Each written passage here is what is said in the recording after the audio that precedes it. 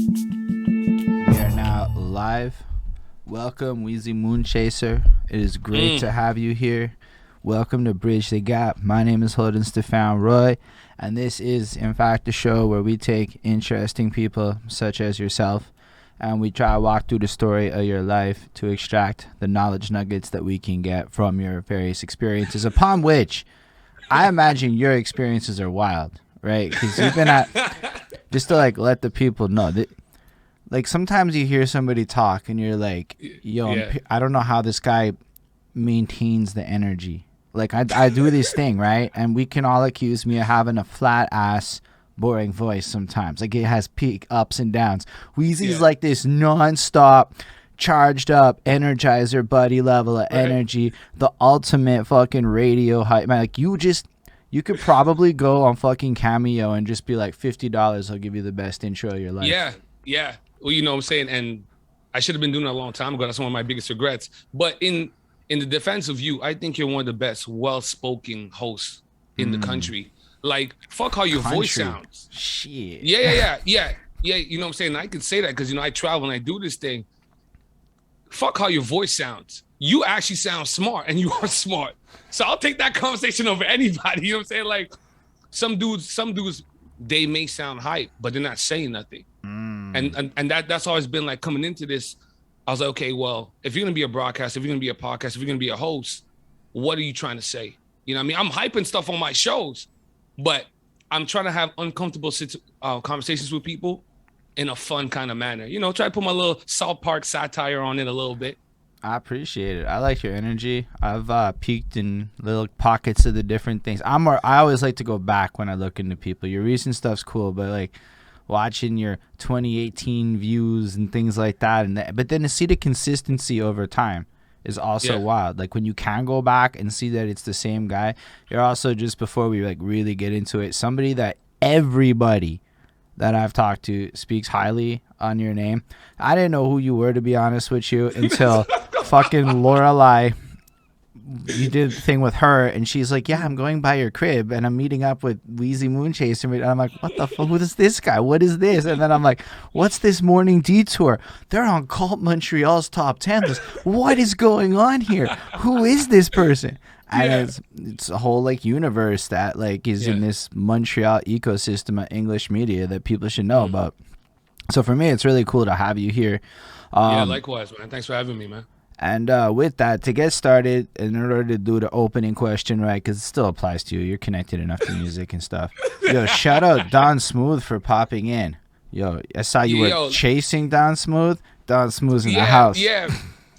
Let me say this piece about Don Smooth.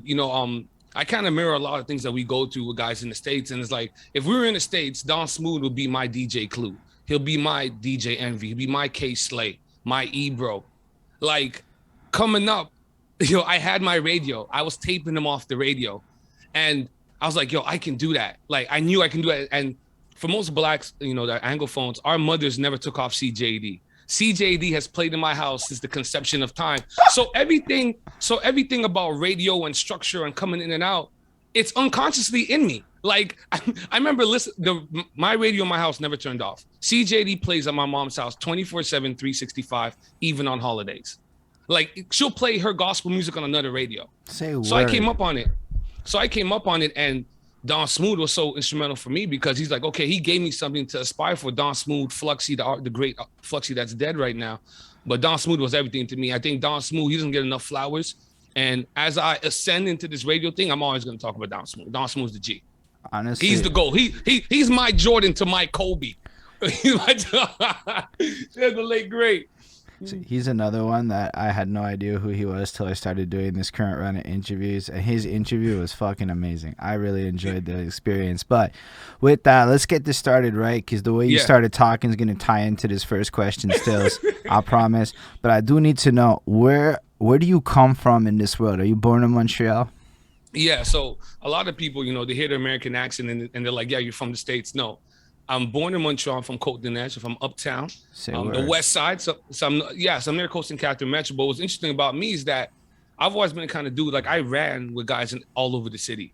So that's why I have the hood to hood, and I did hood to hood mixtapes. And we'll talk about that later on. Yeah, well, but yeah, I'm from Uptown. I'm from Uptown, but I like to say, I'm the black, Kofi Annan is black. I like to say I'm the Canadian Kofi Annan. He used to be the president of the United Nations. I'm like Swiss. I'm cool with everybody. So I've always been blessed in all the boroughs, but I'm from Uptown. So it matters because of this first question. It's a bit of a story. I'm gonna run it. Then when it lands, we're gonna talk about that a little bit more. And this one starts with my girlfriend. And she's Yeah. washing the dishes one time, and she's got her phone playing, and it's that Black Eyed Peas song. I got a feeling. Yeah. Ooh. She's like vibing. She's doing her thing, and I'm looking at her, and I'm like, "Yo, when did this song become chores music? Right? Like it's like this song is now a song that you would put on when you're washing some dishes. Maybe you're on an elliptical or doing some exercise. It's a song that you put on when you're feeling really bored and you want to go back to funner times. And I say that because let's be real, 10 years ago, this Yeah. song was the highlight of the night song. Even it had been out for a bit, it was still the highlight of the night song. People loved it. You just have memories, dancing in circles, Yeah. super drunk and stuff. 10 years goes by. The song doesn't change at all because it's a song. It doesn't change. But we as people, the context of our lives evolved so much that now it's chores music and stuff. And that Yeah. got me like, it was a huge mind-blowing experience. I started thinking about these 20-year-olds. They are doing their Yeah. thing. They have no idea that that's going to become their dishes music. What they also don't know is that when we hear that, it becomes our dishes music. And that's the Yeah. reality of the situation now. But with that, it's the journey aspect that got me like super fascinated. Like stuff just kind of evolves. And then when we think about like just the media personalities, rappers, things like that. 9 times out of 10, when people start their story, it's at that adolescent phase. Yo, I discovered hip hop. The first rapper I loved was this. Even in your Yeah. case, Don Smooth inspired me. Yeah. It's these things are not often the start of the story. They're like Yeah. a super important chapter in the story, but they're not the start. Like if you think about music, right, and influences and things like that, there's a good chance that whatever hospital you was born at, there was a song being played in the room when you came out the womb, and that was being absorbed into your stuff. And I say this because, yo, I remember being like 5 years old, and my dad has these gray boxes in the apartment. It has the Yeah. tape deck and the amplifier and the radio and the wires going out to all the speakers and all this good stuff. I remember him playing his Led Zeppelin tapes and things like that in the day. And at nighttime, MC Mario's club mix straight from Montreal's clubs and That's whatnot. And then like my mom's was into more of those like those little disco tapes you could get at Couche-Tard that were the really shitty knockoff versions and like musicals and things like that. I have to say that these were the sounds that were like comprising my youth. The car had its own vibe. Everything was just there. I had no control over it, but all these different things was influencing me and would in fact impact me way later on when I got into my own journey.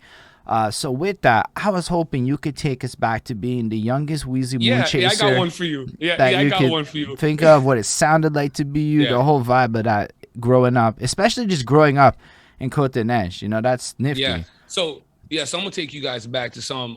I think it kind of plays into who I am today, being a host. I was raised by a single mother from Grenada, so she came up here, I think, early '70s. So she was brought up by like the Dietrich family. They're like one of the top 3 richest Jewish families in the city. So she came up. So she was a single mother. So on the weekends, she had these church folk used to take me on the weekend. So a lot of people don't know is that I used to be really, really deep into the church. Like I was there Saturday, Sunday. I was really deep in the church because my mom had to work, and these church people used to take me. And in the early part of my years, I was being groomed to be a pastor. But a lot of people don't know. So when and it's funny now because one of the characters I portray, during the holidays and Good Friday and stuff like that, I do Pastor Thomas. But people think it's just pageantry, and it is pageantry. But I was in my early years, I was supposed to be groomed to be a pastor. I have pictures of me in the suit. Apparently I caught the Holy Ghost at 4 years old in church. I started spazzing out. It's a famous story. I went to Pastor Adler Church on DeCarry. So I came up in the church. The only reason I stopped going to church like religiously is because when I became a teenager, I was going to Wager. I started playing AAU ball You for went to Sunday. Wager? Yeah, I'm a Wager alum. Say fucking word. I'm well seasoned. I'm well seasoned in this game, right? So originally I was supposed to be a pastor. And for a large, until I reached like 10, 11 years old, that was kind of my mindset and kind of my trajectory mentally. Okay, so what's that like then growing up? Because that's like got to be a different experience. Like I went through the church a bit, right? So I had my like what I call super Christian phase, but it was a little bit later on, and that ended up being a lot of restrictions to myself, a lot of things that I didn't pursue. during my Wager run. It was just like a different like vibe, and then I got to Sage Up, threw it all the way, and went the other direction. Yeah. Everybody went crazy in Sage Up. No, for me, like mom, like as I said, I grew up alone with my mom, so it wasn't a case where there were super stringent rules. But she was a single mother. I was a young black male. No, nothing beyond the ordinary. But I'll give you a quick story. I've been in a lot of plays since I was a kid. So I went to Pastor Adler Church, but I also went to Marcus Garvey Day Camp. I know it's super black, right? So in the different communities in Montreal, we used to have black camps. So Uptown, Côte-des-Neiges, our camp was called Marcus Garvey Day. Yeah, it was called Marcus Garvey Day Camp. They no longer have it structured like that, but every neighborhood had a black camp. And at the end of the summer, every camp put on a show. So a lot of people don't know is that since I was a kid, I've been the main acting character in all the plays for about 4 or 5 years. So you saw me all throughout the play, and all these kind of things just kind of played into who I am today. And same thing with the church. With the church, I was in the plays too. And I remember going to Boston, and I freaked out of the crowd.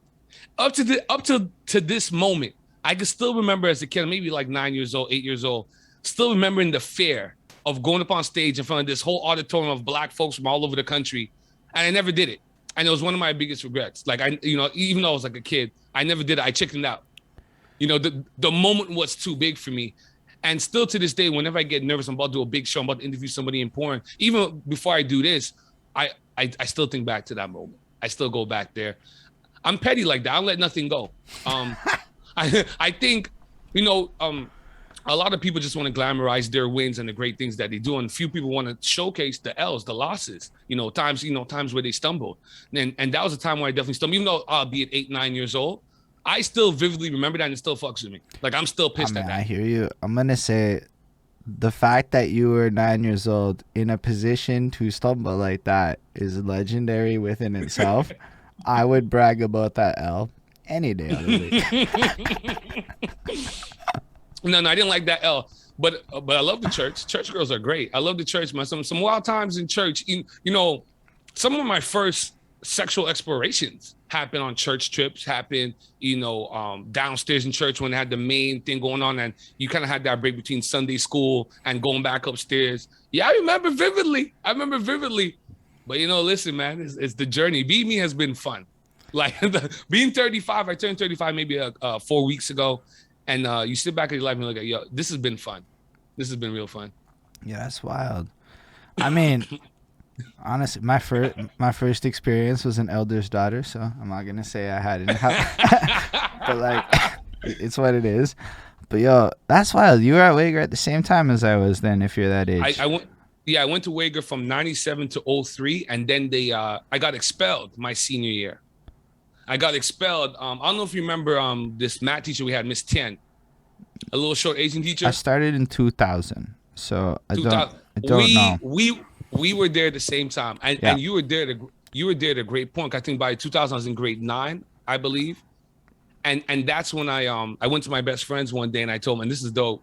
In grade 9, I went to my best friends one day. It was lunch break, and I said, "Yo, come for a walk." Mikey D, my boy Alex Andrews, and we went for a walk around Wager. So, went by the back, by the courts and stuff, by Kildare and all of that. And I told them, I'm like, I'm going to be somebody great. I'm going to create a circle of cool for us. You know what I mean? I'm really good at this talking thing. I'm going to be great at this. Just believe in my journey. And I told Mikey D that in Sec 3. And since then, he's supported me. He used to drive me my early goings to venues and shows. And then here we are. When everybody said, it's just community radio. Everybody said, ain't nobody's going to listen to you. And we said, well, not enough people like you. You don't have enough following. You don't have enough this. I just did it. Like, me and Doc talk about this a lot. I'm like, I would have done podcasts and hosting even if 2 of my friends did it. I really just did it just to impress my boys to begin with. Well, definitely. But yeah, I've always said I was going to do this. That's amazing. I mean, personally, I think it's wild that we were in the same high school at the same time. I was definitely younger than you, but No, you look familiar though. I was like, okay. Nah, I mean, I was there. Did you have the beard still? Nah, you didn't have the beard yet. Nah, I was very baby face. Yeah. I was not very cool at Wager. The thing about Wager, the thing that was dope about Wager, and I tell people, when I went to college, I went to Champlain St. Lambert College, and it was my first time. I didn't even know there's fucking schools in the South Shore. So I go there and I'm telling people, first of all, being a black guy and not being on the basketball team and going into a popular CJIP, everybody's like, well, why aren't you on the ball team? Well, because I want to be a marriage counselor, which every counselor I've had since high school have always laughed at me. No black guy goes to a guidance counselor like, yeah, I want to be a marriage counselor. So they always died laughing at me. But I tell people, yo, it's been super, super wild. So you go to Champlain, they knew about Wager. They knew like Wager is like this, like this, is like Degrassi to other high schools. It was wild. Like, and Wager is like a weird dynamic. Like it was like, if you're white at Wager, it's an experience. Cause like I counted on my grad class, there was like, whatever, it was 24% of the class was white. Yeah. There's not a lot of places in Montreal that are going to give you that kind of a fishbowl experience. No, but we respected, like, you know, and speaking from my standpoint, like running with the jocks and all of that, like my friends and other popular guys, we respected the white dudes. Our first day of school, our first grade 7, we're in Miss Sue Ellis' class. I don't remember, she had the big fat ass. Fucking God, I used to have the biggest crush on Miss Sue Ellis. Okay, so imagine she's our homeroom, our first day of high school. And every guy that sat in the back, we're all still friends to this day, except for 1 or 2 guys. We had one white guy in our crew, Chris Maggio. R.I.P. Chris Maggio. A couple years back, he had a car accident. He went through the windshield, so we lost Chris Maggio. But me coming from Iona, which is a predominantly white elementary, and coming to Wago, was like, oh my God, so he's black. But I was used to going to Marcus Garvey Day Camp. But meeting Chris Maggio is probably one of the coolest white guys I've ever met in my life. And going to Wago and seeing that kind of dichotomy is like, okay, well, we're not really that different, because Wago showed me, we could be white, black, Chinese. I had Asian friends, and we were all cool. And then we had black nerds like Doc and all those guys, and Anthony Cass and those guys. Like, okay, Wago was an interesting experience because you had nerds, Jewish white dudes, and then you had gangbangers from 4 or 5 neighborhoods in the greater city of Montreal, all in one melting pot. It was bonkers. And you got to keep in mind, like, we're talking about 350 people for the whole school too. Like, we're not talking about like 1,200.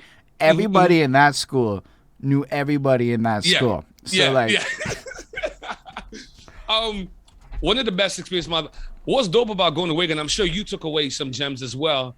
You learned a lot of shit, like a lot of street shit, not just drug shit, but just like, you know, aside from the book shit, which whatever, some of us didn't learn shit anyway. we seen the result, but you learn how to deal with motherfucking people. You learn how to deal with a lot of eccentric personalities. I don't know if you had that kind of experience at Wago. Like, there was a lot of big personalities at Wago. Yo, I definitely realized I learned a lot about racism. I'm gonna be real. Like, there's a lot of experiences I had later in life that made me kind of picture back on Wago. Like, I remember hearing it's 'cause I'm black, like, every day, all the time.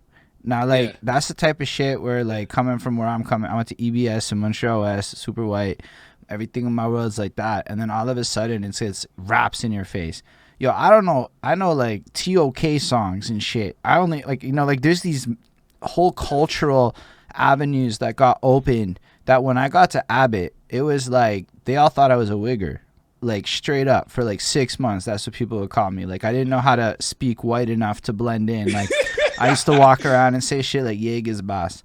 But you just did it. You just did it, right? If you went to Wager, like, you just didn't matter what, you just ended up with this like mixed bag of slang. And like, I don't think I'd be really into hip hop the way that I don't even think I'd be here right now talking to you with my whole life if it wasn't for like Wager. Because you would see people and they'd be like, talk about it, Holden, talk about it. And then they'd be busting their little free. This is substitute teacher days, right? That was me banging on a table. And then I wasn't participating, but I was writing my little emo raps in my little poetry book and shit, right? So like, yeah, a huge part of that comes from like the experience. And then you talk to people in other schools. You talk to people who was the black guy in the next school, and like, yo, it's not like that. There was like maybe 3 or 4 schools in Montreal that had that experience. I think Riverdale in the west side had a similar kind of vibe. And I don't know about the French ones. No, you had you had Riverdale on the west side, and you could say Riverdale, Lindsay Place, however you want to dance with it. And then you had Marymount, Riverside and LaSalle, and you had Lauren Hill. You know what I mean? And we see each other playing basketball against each other. But that's what Wager was. Like, I've often thought about it too as well. Like how different would my life had been had I not gone to Wigan, let's say gone to a Marymount. It wouldn't have been the same. There's codes that I learned, even more so for me being black and being schooled by the OGs. There's codes that I learned going to Wager. And it helped me along doing the broadcasting thing in terms of discipline and like keeping your cool and understand like, yo, everybody has to eat. These are all things I learned at Wager. I remember a guy came to fight me, grade 10 or grade 11. I think it was grade 10. He came to fight me from LaSalle over some chick. And you know, back in the day, guys were always fucking emotional about chicks. Like, they can cheat on the girl and do all kind of shit. Back in the day, she would leave them. I would say to this day. Yeah, she would leave him. And God be it, you are nice enough to talk to her. Now he want to kill you. But when you had her, homie, you was fucking around. So he came to beat me. He came to fight me. And if you remember, in front of the main entrance of Waco, we had that bus stop. Yeah. We had a bus stop. Him and his boys was in the bus stop. So I remember the OGs. I started taking out my hair because one of the things this is a dope. So I want to tell you this one. When you went to Waga and you were black, you got the sense when I looked around my homies, I got the sense that every guy had his moment. There's a moment where your friends, yeah, they love you. They all ride with you. Y'all been day one since grade 7. But everybody had that moment. Everybody had a moment when they got tested. Everybody got that moment where their friends looked at them and was like, yo, Holden, what you gonna do? What you about? So this was my moment. So I knew what it was when it happened. So I started taking out my hair, Holden. I started lacing on my shoes tight. The OGs told me, yo, just let him hit you. We got it. Because at that point, that's kind of respect I had built up. But I was like, this is my moment to show people like, yo, I'm not fucking pussy. Because people think because you talk quick and you're always about the ladies and you're about gear, that you're not a G. Now, I might not sell drugs and my girl maybe doesn't dance on poles and I don't bust gun, but I'm still a man. Like, you're not going to fucking punk. I've seen Shatas over 130 times. Like, you're not going to punk me off. So we come out of Waco, the main entrance, and I stepped to him in the bus shed, not even thinking what's going on around me. So I said, what's good? And he says, yo, you think you're bad because you got the whole school behind you? I turn around and I remember this is the end of school. The whole of Waco is behind me. And to this day, I'll never forget that because that's when you understood, like, Waco was a fucking fraternity. Whether, we had our differences, everybody clashed when they wanted to clash, but, it was a lot of fucking personalities. But I'll never forget that story. Like, that school really held me down. And that was why. And then nothing happened. Yo, I literally had friends, even older guys, like, yo, just let him hit you. We got this. What an experience, man. It's crazy you was there. You was probably in the crowd. You didn't even know. Yo, man, I mean, Wager has worked out as a very effective, for lack of a better term, G-pass in this game. Oh, you went to Wager. Oh, yeah. You know some shit. You're not. You're a different breed. you got some up. Nah, I learned a lot. I learned a lot about people like really loyal to their groups. That was what I saw. A lot. Yes. And it was crazy. In class, like, everybody would be besties, and then out of class, everybody would break into their various social groups. Subgroups. Yeah. And then run it. I just lived in the step thing, and like, fuck that. So that was my whole life. I didn't have no crew.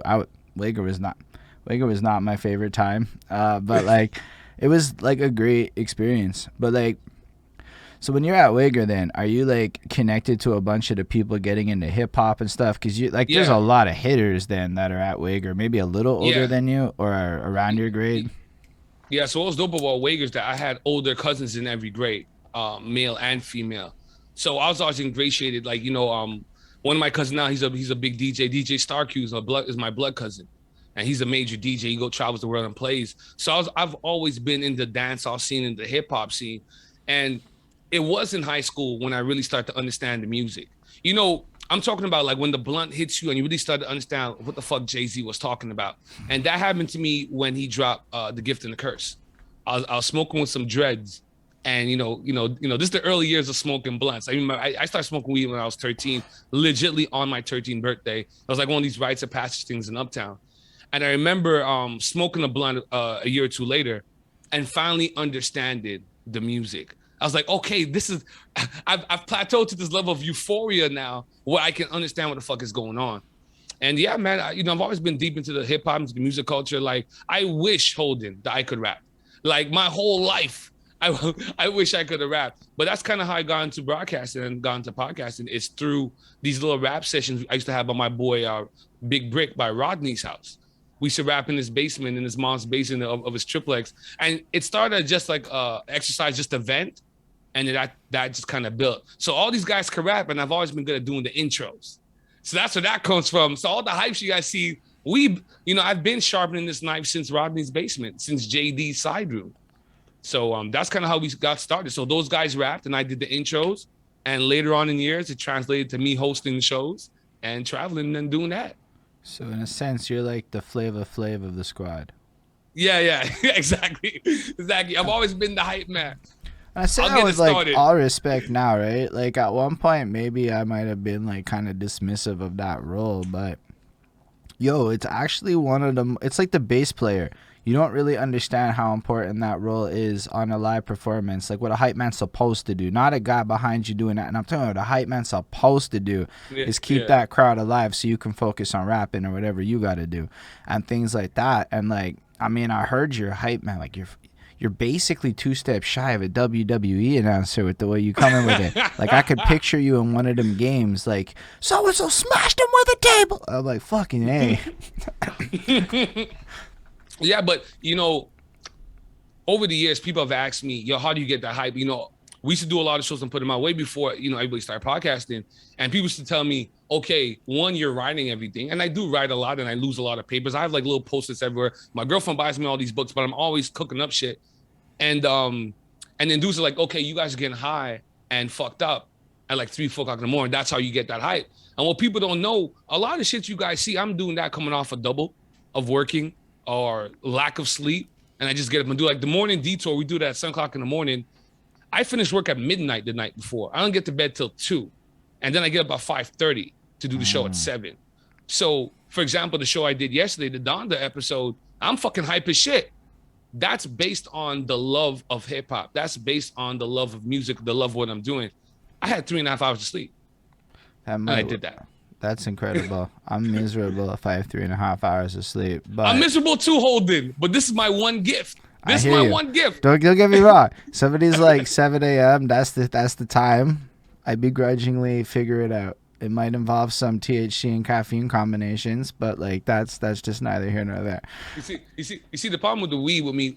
When I host, I typically don't smoke until like I'm done, because the way I take in weed is that I've train myself to smoke weed at the end of my day.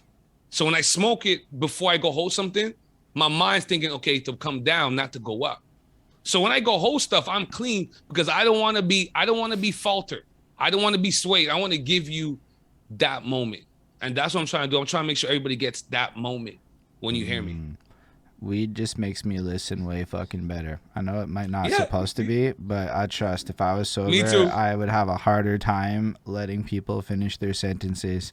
I get like way too excited. That was a huge flaw when I started this shit. But let's go back to you. So you're like at Wager, and you're in high school. You're surrounded by people. You're doing your sessions. You're learning you can't rap, but you can be this other role. So like, what happens when you finish at Wager? What goes next? Do you go to Sejaf, or how does it progress? Yeah, so when I finished at Wager, my sister dragged me to Shamus and Lambert because I wanted to become marriage counselor, right? So Shamus and Lambert has the best psychology program. So I got into psychology at Shamus and Lambert, and now this is fucking different. Because now you're going from a fucking super black high school in Wager to not only am I leaving the island, I've never went to school off the island before. Now I'm going to the South Shore in Longueuil. I got to walk under the fucking Jacques Cartier Bridge every day to go to school. And now it's a whole different arena now. One, I'm now on the basketball team. Guys I played with AAU ball at Sun U, they got selected. So you had that kind of vibe within yourself too. It's like, okay, well, they chose him, didn't chose me. And so it's wild. So hold on, like this whole like not making the basketball thing like really hits.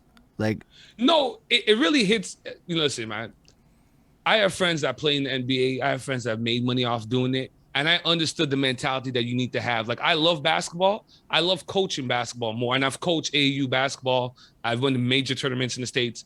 I can't do it, unfortunately, anymore because of my schedule. It's like either broadcast or coach kids. But I'm definitely going back to coach kids. One of my biggest dreams is to open a youth center, like a boys and girls club, and have that going. So me and my friends, we all have that kind of same dream. I'm better at coaching.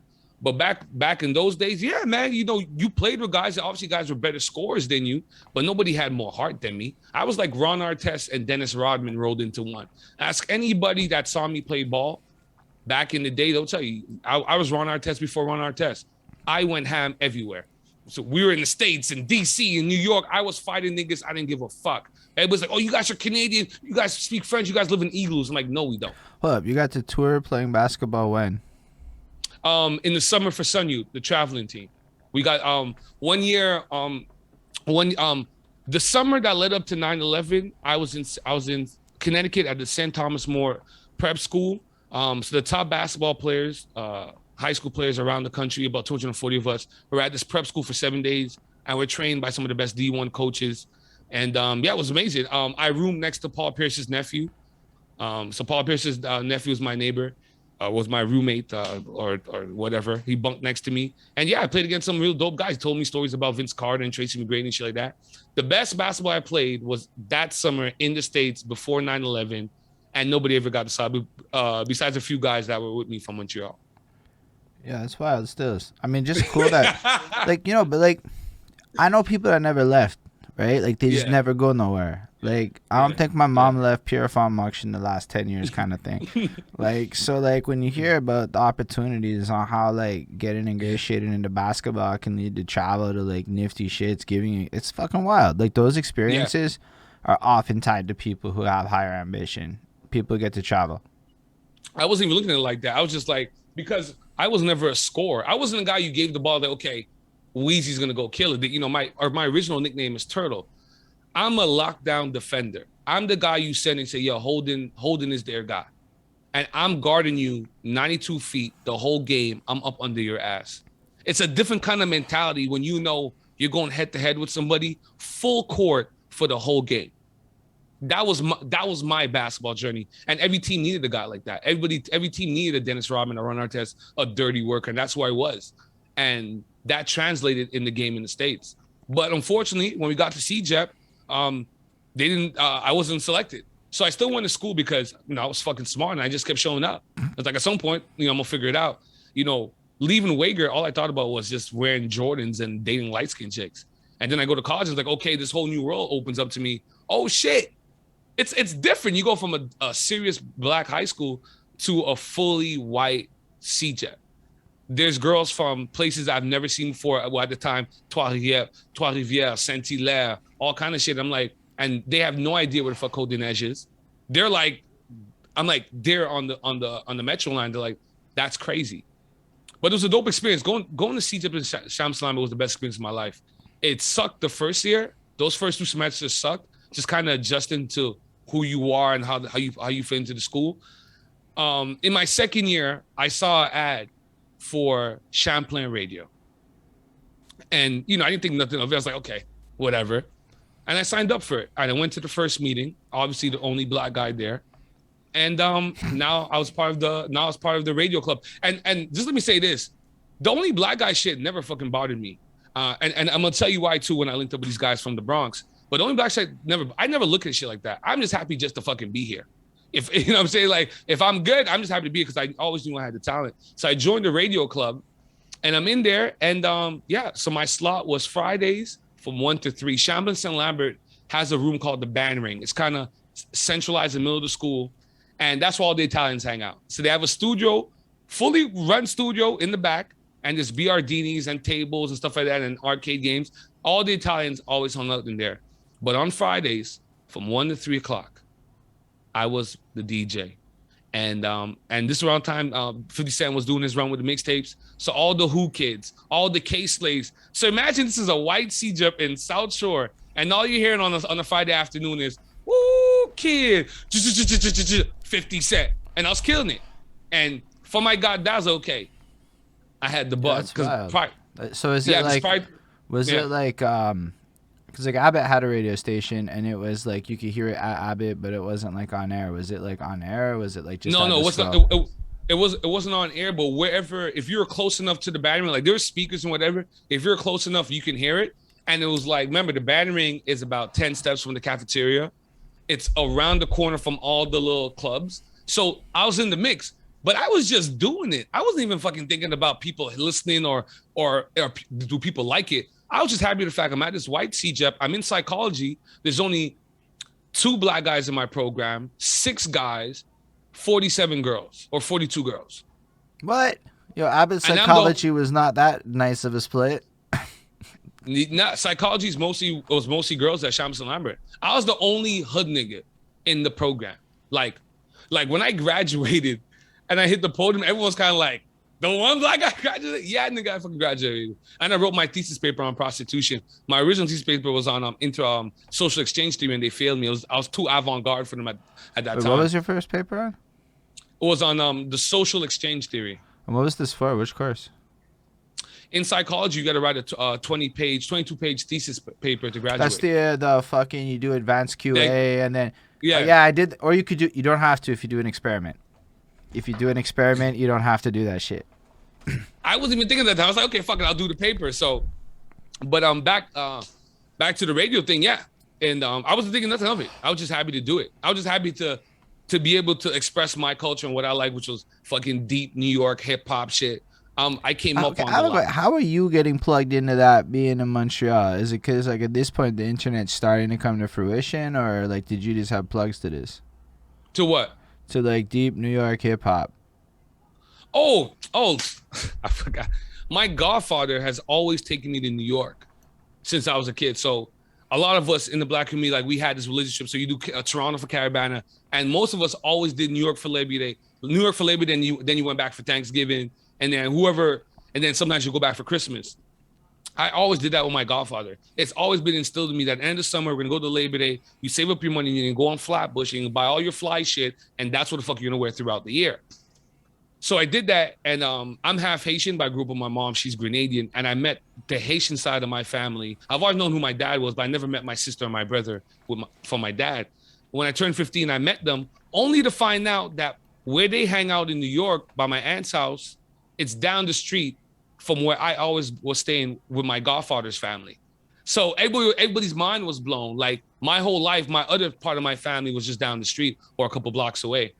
But I've always gone to New York. Always gone to New York. I've always been a big mixtape guy. Even at Wager, my man Tony, I was in the circle of guys. You know, we were on Napster. We was burning the shit. I always had the latest mixtapes. My man Tony, shout out my boy Jean-Luc. I always had that shit.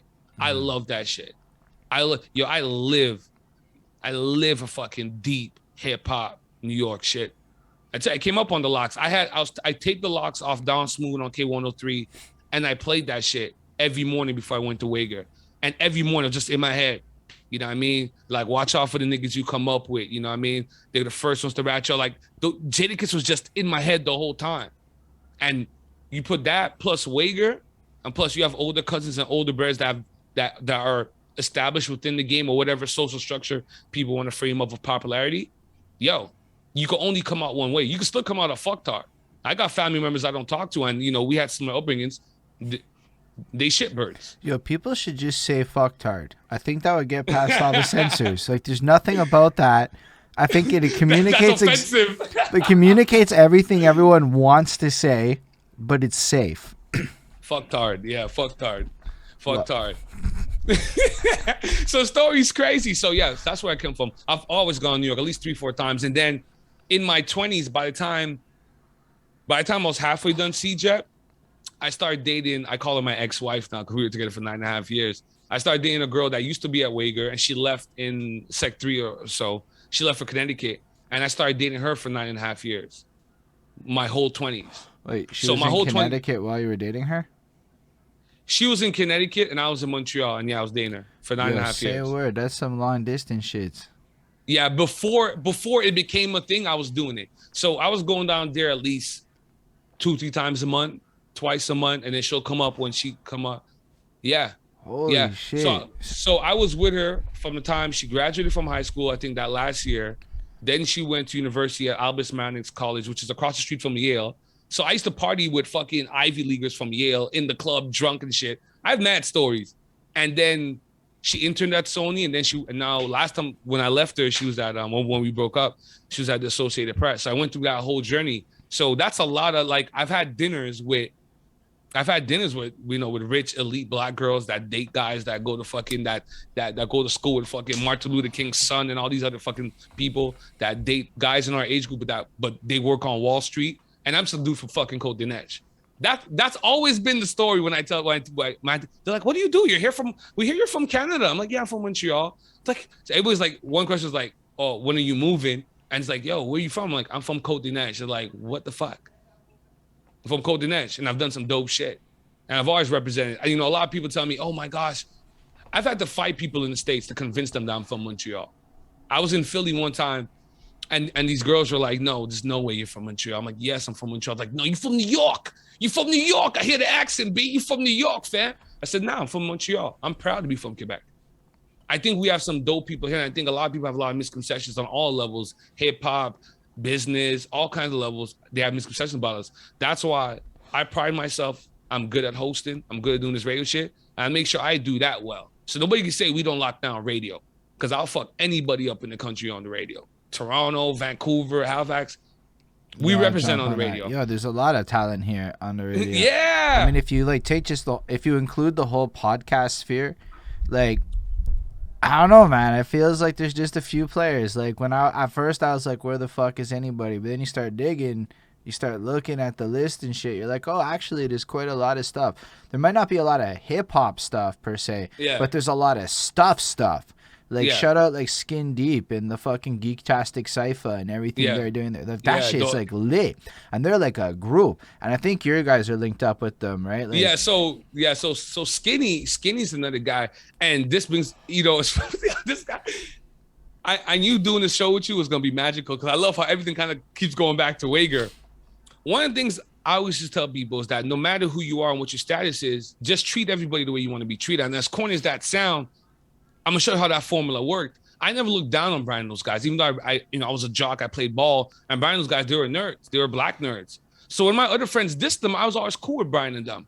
And me and Skinny were old family friends. I've always been cool with these guys, because I've always had this mentality that even though we have different interests, doesn't mean I can't still think you're fucking cool. You know what I mean? You can still be a cool fucking human being. Too much people want to attach them liking you to their label of you, opposed to just saying, you know what?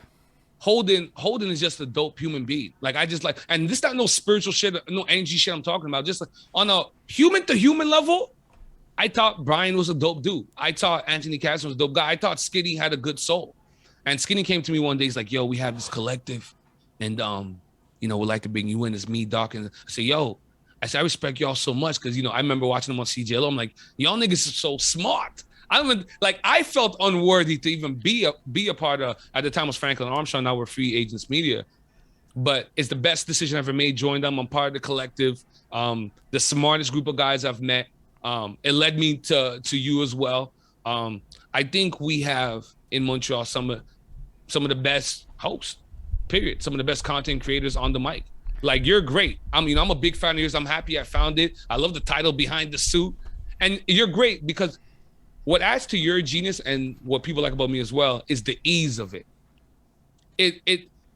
People like Puffy has this line. He goes, "It's easy to be good. It's hard to be great." And I see that in you. Like, you're aspiring to be great, because you could have just done regular shit and still be good.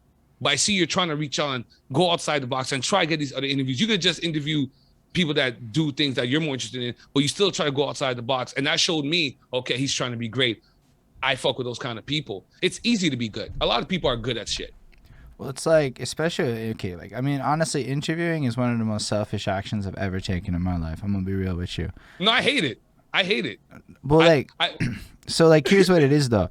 I was like, I watched this shit, right? And then I realized I could just have these conversations, right? And then but then I realized I can say shit right now. Like, I've talked to like 150 creative professionals. Bro, that's like a flex in corporate line. Yeah. And like, I don't rephrase it like that. That's dope. And then like, yo, your catalog though. Yo, the wide variety of people you talk to. Holy shit. Like, but No, I just want to say, sorry to cut you. I just want to say, even at that, I have the same moments you have. I'm looking at shit sometimes when my publicist, shout out to Lorena, I'm like, I should be talking to these fucking people. I've talked to so much fucking people, but that's what I'm about. I collect stories. But that's it. And then you start because like it's like reading books and shit. Yeah. It's like my perspective gets enhanced, but this is like reading a book, but I can ask questions, and I'm super okay being wrong. That's not a problem for me. That's that Socrates shit, right? And then like it's facts. Yo, shout out Ismail. Yo, Wizzy's energy is amazing. Like I'm saying, ultimate radio host. That's facts. Yo, I'm trying to listen. I was telling Doc the other day. I said, we always talk about having our own station, and some of the problems that it's somebody else wants to be a chief, and that's one of the issues we have in Montreal. So much people are so concerned with just the title, opposed to just, Leo, let's just do the fucking thing. Let's just build the thing and let's just have it, and let's say we have it. But if we ever did a station, it won't be a station if someone like you's not on the station with us. Because to me, hearing you, and I'm thinking about Doc, and I'm thinking about Skinny with Chop Vision, and I'm thinking about myself, I'm like, yo, this is a real fucking. This is Revolt Media. This is iHeartRadio without the corporate selloutness. Yeah, I mean, I don't know how to make it sustainable without a little corporate selloutness. No. We need listen. A little bit, but I don't like to compromise the quality of the product. Like I'm all down to go wild out on marketing and promotion if it's within the realms of what I believe is cool. But I don't pay for ads because I'm not selling shit and things like that. Like, but like for me, it's mad important that like I don't desire to be advertiser friendly. I guess that's where it is for me. Like I'm not trying to be ad friendly. I want to be able to make the content that I want to make in the format that I think makes the most sense without having to worry about other people doing shit. So I'm super on the crowdfunding side of it. And that to me is important. And then, like, I've never chased a sponsor because sponsors come with, like, rules. I'm sure you know that way better than I do. Like, I don't know that I could be smoking pot in every fucking episode if I have sponsors. From the jump, thank you, Baze. Shout out to Tracy, Bonita the Goddess. If I don't shout her out, I don't know how much people's watching, so I'm just talking to hold it. But speaking about the sponsor things, when I started, I asked myself this. When I started broadcasting, I asked myself this: what kind of host do I want to be? And I've been consistent. So even the sponsors know I'm fucking wild. I'm unpredictable. I'll get fiery, and it is what it is. And you kind of have to state what you're about and what you're trying to achieve with them. I totally agree with you. With the crowdfunding, I've always been kind of shy. I've always been kind of nervous, kind of anxious, a little bit of anxiety, because I'm like, yo, look, I'm that guy that hates to throw a party because I believe nobody will come. Even though people are gonna come. Facts. A lot of people will come to your party. Same way I feel about the crowdfunding. All I can say is, do you know Meyer Clarity? I don't know if you've ever heard of him. He's a rapper that was from Montreal, moved out to Toronto. He's one of the only people that ever listened to me and opened a Patreon right after talking to me. He got $88 in pledges on day one. I never got that in my life, all right? Like, I've never done that well on Patreon. No, I'm gonna try. But like, I've seen everything you do. I'm gonna do it. I'm gonna try it. But like, even on like the half-assed efforts, somebody recently put up $25 a month, and I was like, bro, it's not like real money, but the fact that there's a human being out there that says whatever the fuck I'm doing is worth $25 a month, bro, that's more than people pay for Netflix. Like, but this guy's dope. That's true. And it billed the second time. After the first time, you're like, the second bill, I was like, oh, say word. That is the best. Still coming in. You're getting the residuals. Yeah. I've always been scared to kind of like test those kind of waters. And it also played out too, my hesitancy. I didn't think nobody was going to like my shit when I began. When I hooked up with my man KT the B-Boy and we started podcasting. Let's run that back. How did you actually get into your first Endeavor? Okay, so I got into this. So, as I said, I was just rapping in Rodney's basement, rapping with JD. They rapped. I did the intros. I'll give Holden. I got 6 to 8 bars. I'll give you a verse. I have at least one verse. I'm nice with words. I got at least one verse, and my delivery is fire. And then one day I was doing an intro for my boy Heavy, and he was by this guy he's been talking to me about for a while from the States. This guy KT the B-Boy. So I go and then we're just chewing the shit after. I'm talking about Dominican Republic because we always go to Dominican Republic in our 20s. The next day, my man Heavy hits me up. He's like, yo, KT's from Miami. He built this whole radio thing. He's a super producer. He does a lot of arts and stuff. He has this radio thing, but he has no host. And at that time, I was kind of blasé. I've dealt with a lot of hood niggas doing this shit. So I was kind of like, I don't want to fuck with dudes. But I met up with him, and the one thing I told him at the cafe, I met up with him at the cafe on San Jose. I said, if we're going to do this, we have to call it I Must Be an Issue. The next day, he called me back and said, yo, I'm going to abbreviate. I'm going to call it NBI Radio, but it's going to stand for I Must Be an Issue. And then we started doing it. I was nervous as shit because at that point, I was used to being in the studio with niggas I know. This is a guy I just met a week ago. So you're in the studio, you know, and he's just there and he's like, yeah, talk. And it's like, and then these are the early years of understanding how to build a segment. Okay, what's my theme of this episode? And those are the early years sitting down with KT trying to build that. When I first started doing podcasting, when we did NBI Radio, which was a mixed show that we did for about 3-4 years, where he played the most newest music, period. Like if Jay-Z dropped a song, KT was in a circle of producers. He had it within the first 3 hours. We was breaking shit all the time. We got sued by Bad Boy, by Puffy and them. You know, I don't know. Yeah, I can say it now. Fuck it. We got sued by Puffy and Def Jam 1 year.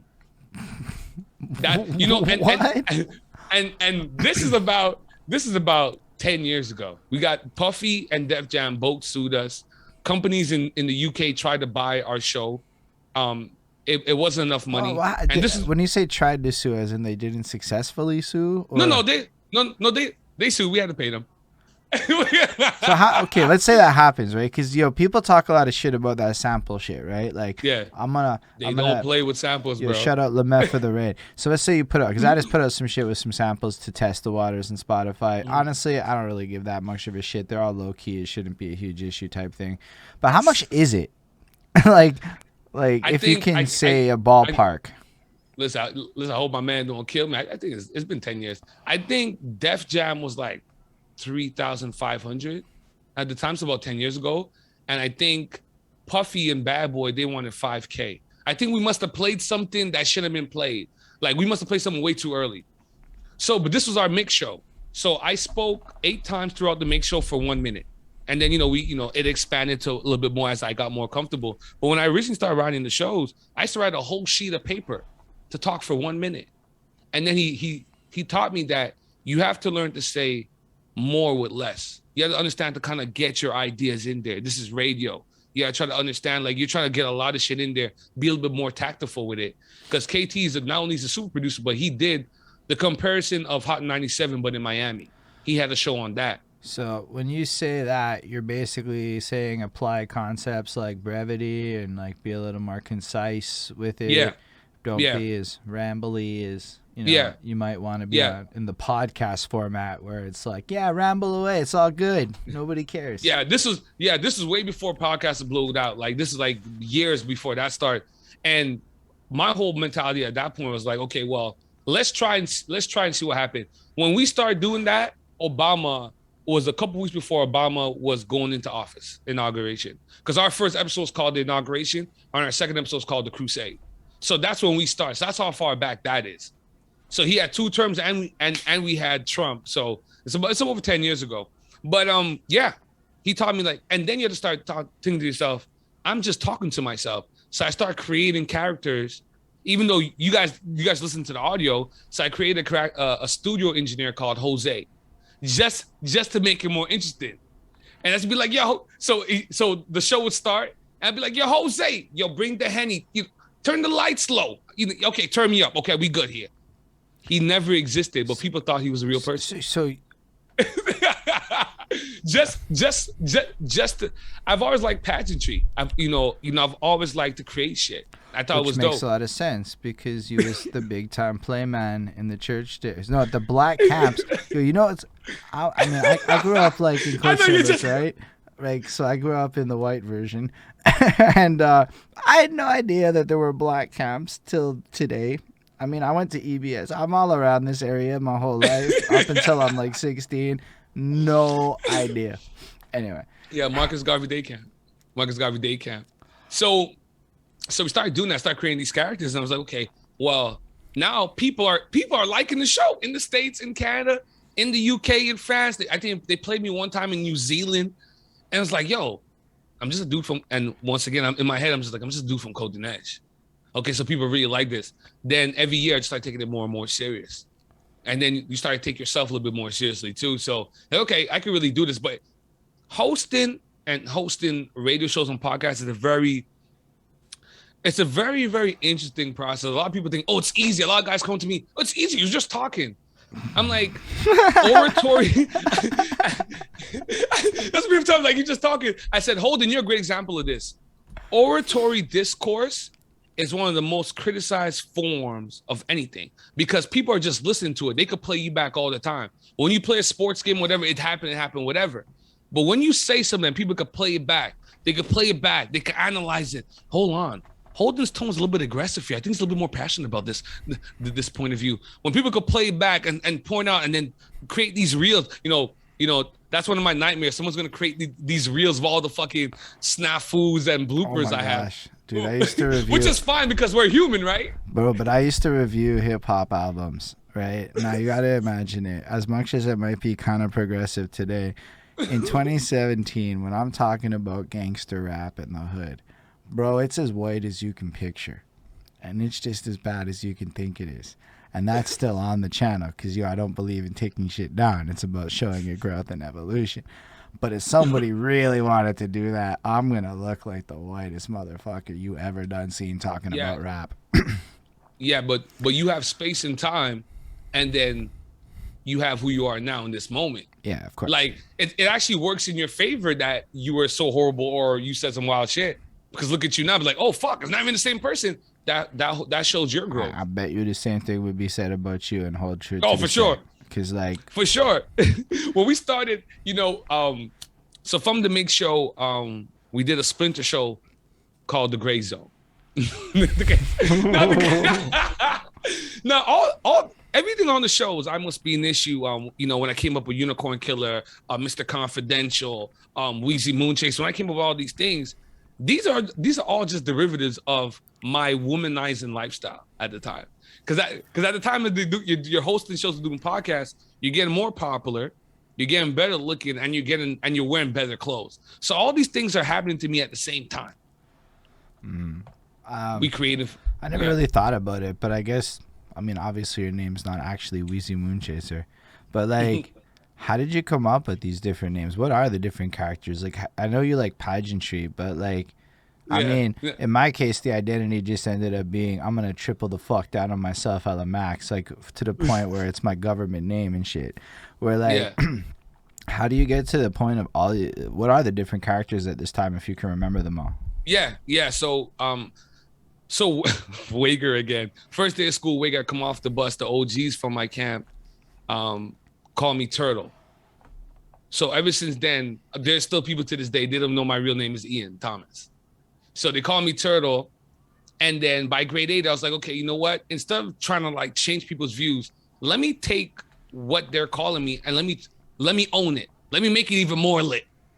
So I start calling myself Turtle Man. So grade 8, grade 9, that's the character. I'm Turtle Man. And I've always liked creating these alter egos just because I think Ian Thomas, like all these parts of me is still me. But I think Ian Thomas is like the quiet dude that just wants to chill by the lake and write books. Because when I'm done doing this, and I'm going to be done at some point, you're never going to hear me talk again. I'm going to be by my lake house just writing books, and that'll be it. And, maybe direct 1, 2 movies, 1 doc, and call that a day. But that's kind of my mentality when I'm kind of moving through it. Right? So you kind of get here and you're just like, fuck, how do we do this? How do I fucking do this? But, yeah, man. Yeah, so what was the question again? You got me high. I lost track. Oh, the characters. Yeah. So I did Turtle Man.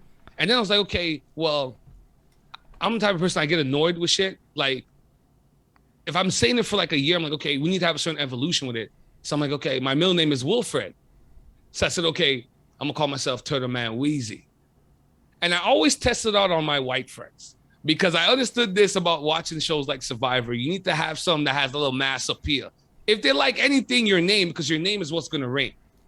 And when I started doing Turtle Man Wheezy, everybody's like, yeah, white people's like, yeah, we like this. And then, my black friends were like, yo, Turtle Man Wheezy, like Lil Wayne. Everybody's like, yeah, boom. That worked.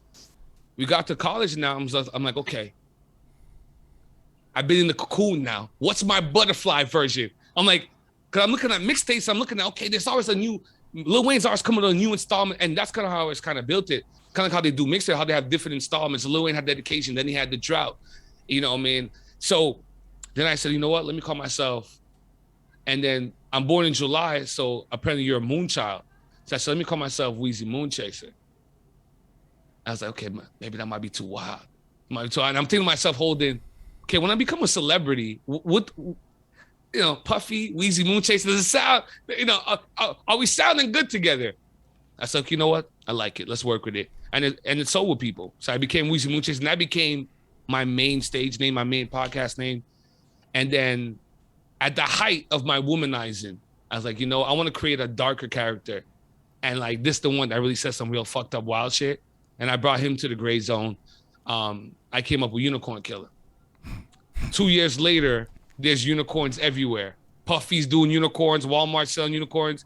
I have everything I'm telling you, I have on record. It's saved on hard drives. I have it on my Mac. And I can show you, I said it here, and I can show you 2 years later, everybody else was on it.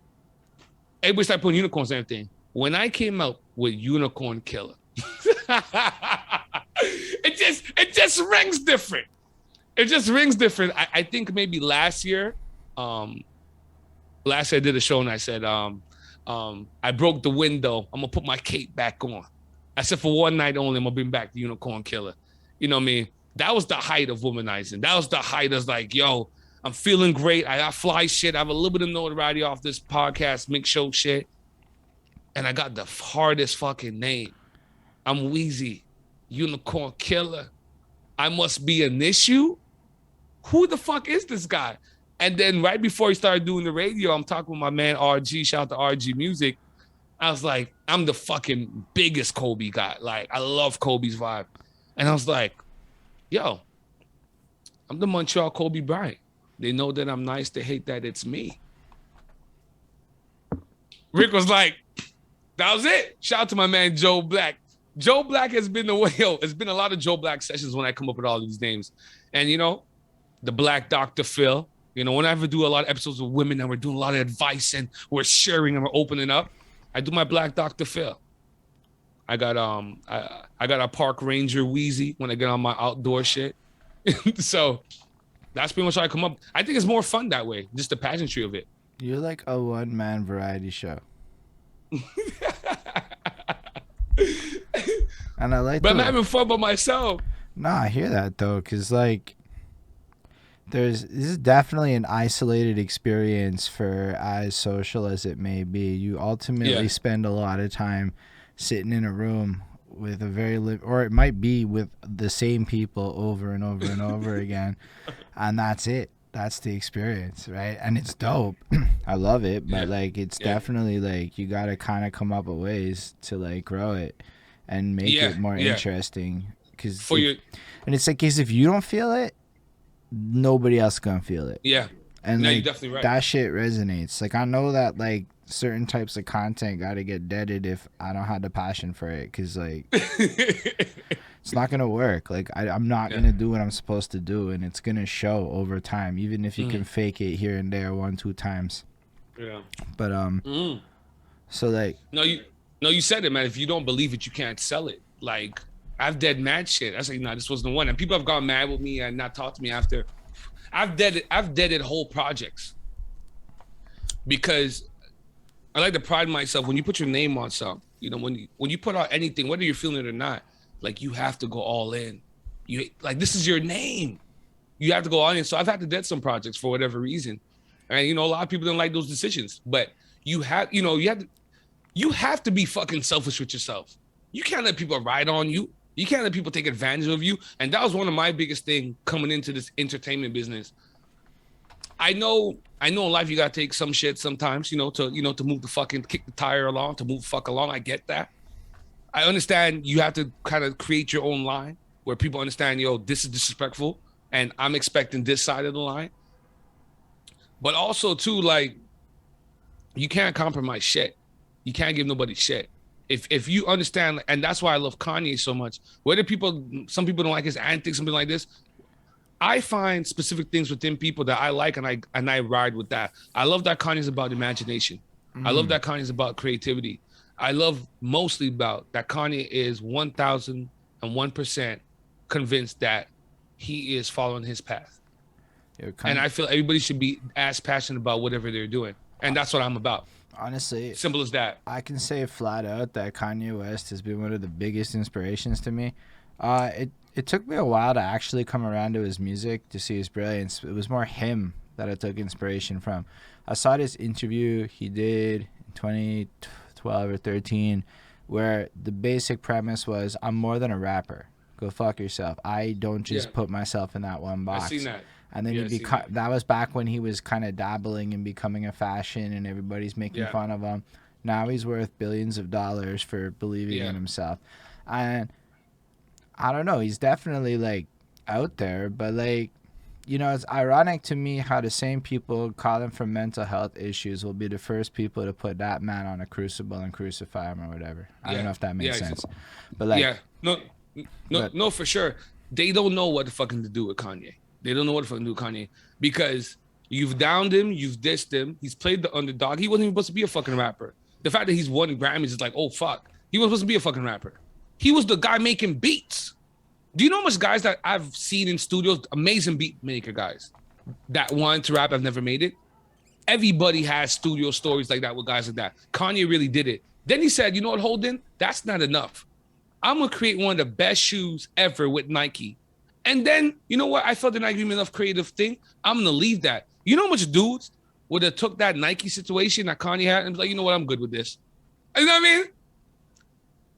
Is that space between him not feeling okay with just like, you know, I'm good with this. He had, Kanye's shoe with Nike is one of the best selling shoes Nike made aside from the Jordans. He was Gucci.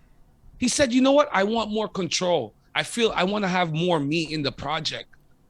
Most people wouldn't have done that shift. You know what kind of fucking balls? And then they say he's crazy. Nah, man, he's fucking driven. I fuck with that energy. He's fucking driven. And I try to have that. Kobe has it. Kobe calls it Mamba mentality. And I try to have that about myself. And I tell myself, when I no longer feel that about hosting, about doing shows, about having these kind of interactions with people, then I'll let it go. But at least I know now, just like Kobe, I left it all on the floor. I'm just gonna try to leave it all out there. That's why my intros are like that. Cause I'm thinking to myself, this is my last time. Every time I do the morning detour on CKT, I'm like, this is the show they cancel me on. Say a word, eh? Yeah, every show. Canceled. I never thought about it like that, cause for sure they'll cancel me. Yeah, well, I'm a young guy. I'm black. You know, I told the line on a lot of issues, but we've never, besides CJD, we've never really had a morning show that's gonna, sit down and, let's break down the fucking news in the country and locally. And let's do some hip hop shit and let's highlight some motherfuckers around the world doing whatever. And let's talk to some politicians and let's play some of the best hip hop, rap, and R&B in 2 hours. like, who are you? You know what I mean? Like, what do you think you're doing? And I call out Virgin Radio. I call out CJD. I call out The Mix just for fun. Like, competition is good. This idea that, and that's a Montreal thing where all the people that are kind of good at the same thing and that are good at the same thing, and if you're coming up and you're trying to do what they're doing, like, nah, I can't open the door for you. I can't show you too much tricks. I want to fucking compete, man. I love the fact that you're fucking good like me. Yeah, I if swear. Not better, if not better in some areas. I love that. Yeah. Because that tells me, oh shit, I got room. There's people I can have fun with. I'd say, I mean, honestly, I can't wait for the fucking Cult Montreal list next year. I'm fucking going at Geektastic 7. I'm like, let's say a word. You're 6, I'm 10, right? Yeah. I don't like 10. I'm going after all you. 10 isn't but it's fun. This reminds me, I want everybody to go watch, I have it on my Crave, the Steven Spielberg movie. I'm still in the beginning part. And there's a part that shows that him, David De Palma, George Lucas, Martin Scorsese, and like 3 other guys have done really great like blockbuster movies that have impacted our lives. They all came into the game at the same time. They've all been good friends. They've all criticized each other's movies, helped each other out with each other's movies. Like Spielberg tells a story about when George Lucas first showed them Star Wars. And half of them were like, what the fuck was this? And Spielberg was the one that was like, yo, this is going to be fucking hard. And I'm like, yo, these guys is me, Skinny, Doc, Holden, You know what I mean? Kim Rula, like this is us. In the early goings, these guys are all friends. These guys all came into the game together. We can compete with each other and still be good fellows with each other as well. Honestly, it should be kind of like, I feel like it extends to everything. I mean, if you think about it, even in big corporations, I will never forget learning that, what was it, Future Shop and Best Buy are owned by the same people. Yeah. And at the time, I'm going to Abbott. So you go by Fairview, and at Fairview, you got a fucking Best Buy, and across the street is a Future Shop, and they're owned by the same people. Why? Yeah, imagine that. Because it's good for business for both stores. What? Yeah. So it's like competition drives the numbers. Yeah. Yeah, and like I was listening to your 2018 show you did with fucking 514 Smoke and this next one. And like you guys were talking about the idea of promoters working together, and Don Smooth was there, and he was talking about the idea of promoters working together. Yeah, and it's something I think a lot about. And it's not just promoters. I think you can pretty much extend it to most things, except for beatmakers. Beatmakers seem to be real friendly with everyone. They all like each other. They're a tight knit circle. Everyone else, we all gotta work a little bit better on being a little more tight knit. But it made me really think about the fact that like on any day of the week there's so much shit happening that like it's super hard to organize, or the cohesiveness, or like like even within our radio show, I'm not gonna lie, I don't have a lot of regard for when other people are going live. I know that I'm not competing with 7 a.m., but like it's say what it is in a lot of sense. Like I think a lot of us compete at the same times, and none of us have really talked about this. Yeah, we all probably salty at each other a little bit. You know what I mean? Like, especially when you have you've been doing a show at time slot, and then another competitor does it. Oh shit, he'll take the same slot. Like I'm in here, but we have to better organize ourselves. Especially though, like all I give a fuck is about us broadcasters. Everybody else, the party promote, they can do what the fuck they want to do. The DJ can do what the fuck they want to do. All I care about is for the podcasters and broadcasters. What the fuck are we saying? I mean, especially the English side. Like for me, English media is my like jam right now. Like we have to like, cause English media has the power to break the rest of the world to give a fuck about language issues here. Like the wildest thing to me is like, cause I talk to a lot of people not from here, right? And I try to bring up language issues when I can. And it ties in because I'm an English rapper, so language issues comes up a lot more on that side. When like, yo, but don't you guys have French rappers? I'm like, yeah, but like grants, this, that. Conversations go in the way that they go. But then it's like, for me, it's really important just that like people are aware of what's actually going on here. I'm like, yo, say word, my mom's might not be able to get like medical care in English in Montreal. Like you should be aware that a doctor don't have to speak English to you. That's a fact. And everyone's like, dude, these people hate tourism? I'm like, I don't know how to answer that question. They're more, it's fair. It's fair. I keep doing these reports. Doing the morning show, I had to become more newsworthy because, and this is one of the reasons I like your shit, because I see that you study. Like I see that you research, and that tells me you take pride in the information that you're delivering to the public. Yeah. And so do I. So what I try to do, I'm like, okay, when I sat down with CK, he's like, yo, you're gonna have to do the news. You're gonna have to do new shit. You're gonna have to there has to be a segment show that's news. And I was like, I'm a hip hop guy. I'm used to doing hip hop news. I want to talk about Jay-Z and Kanye and what fucked up shit Future did. And they're like, no, you gotta do local and international news for at least 10 minutes. At first, begrudgingly, I was like, whatever.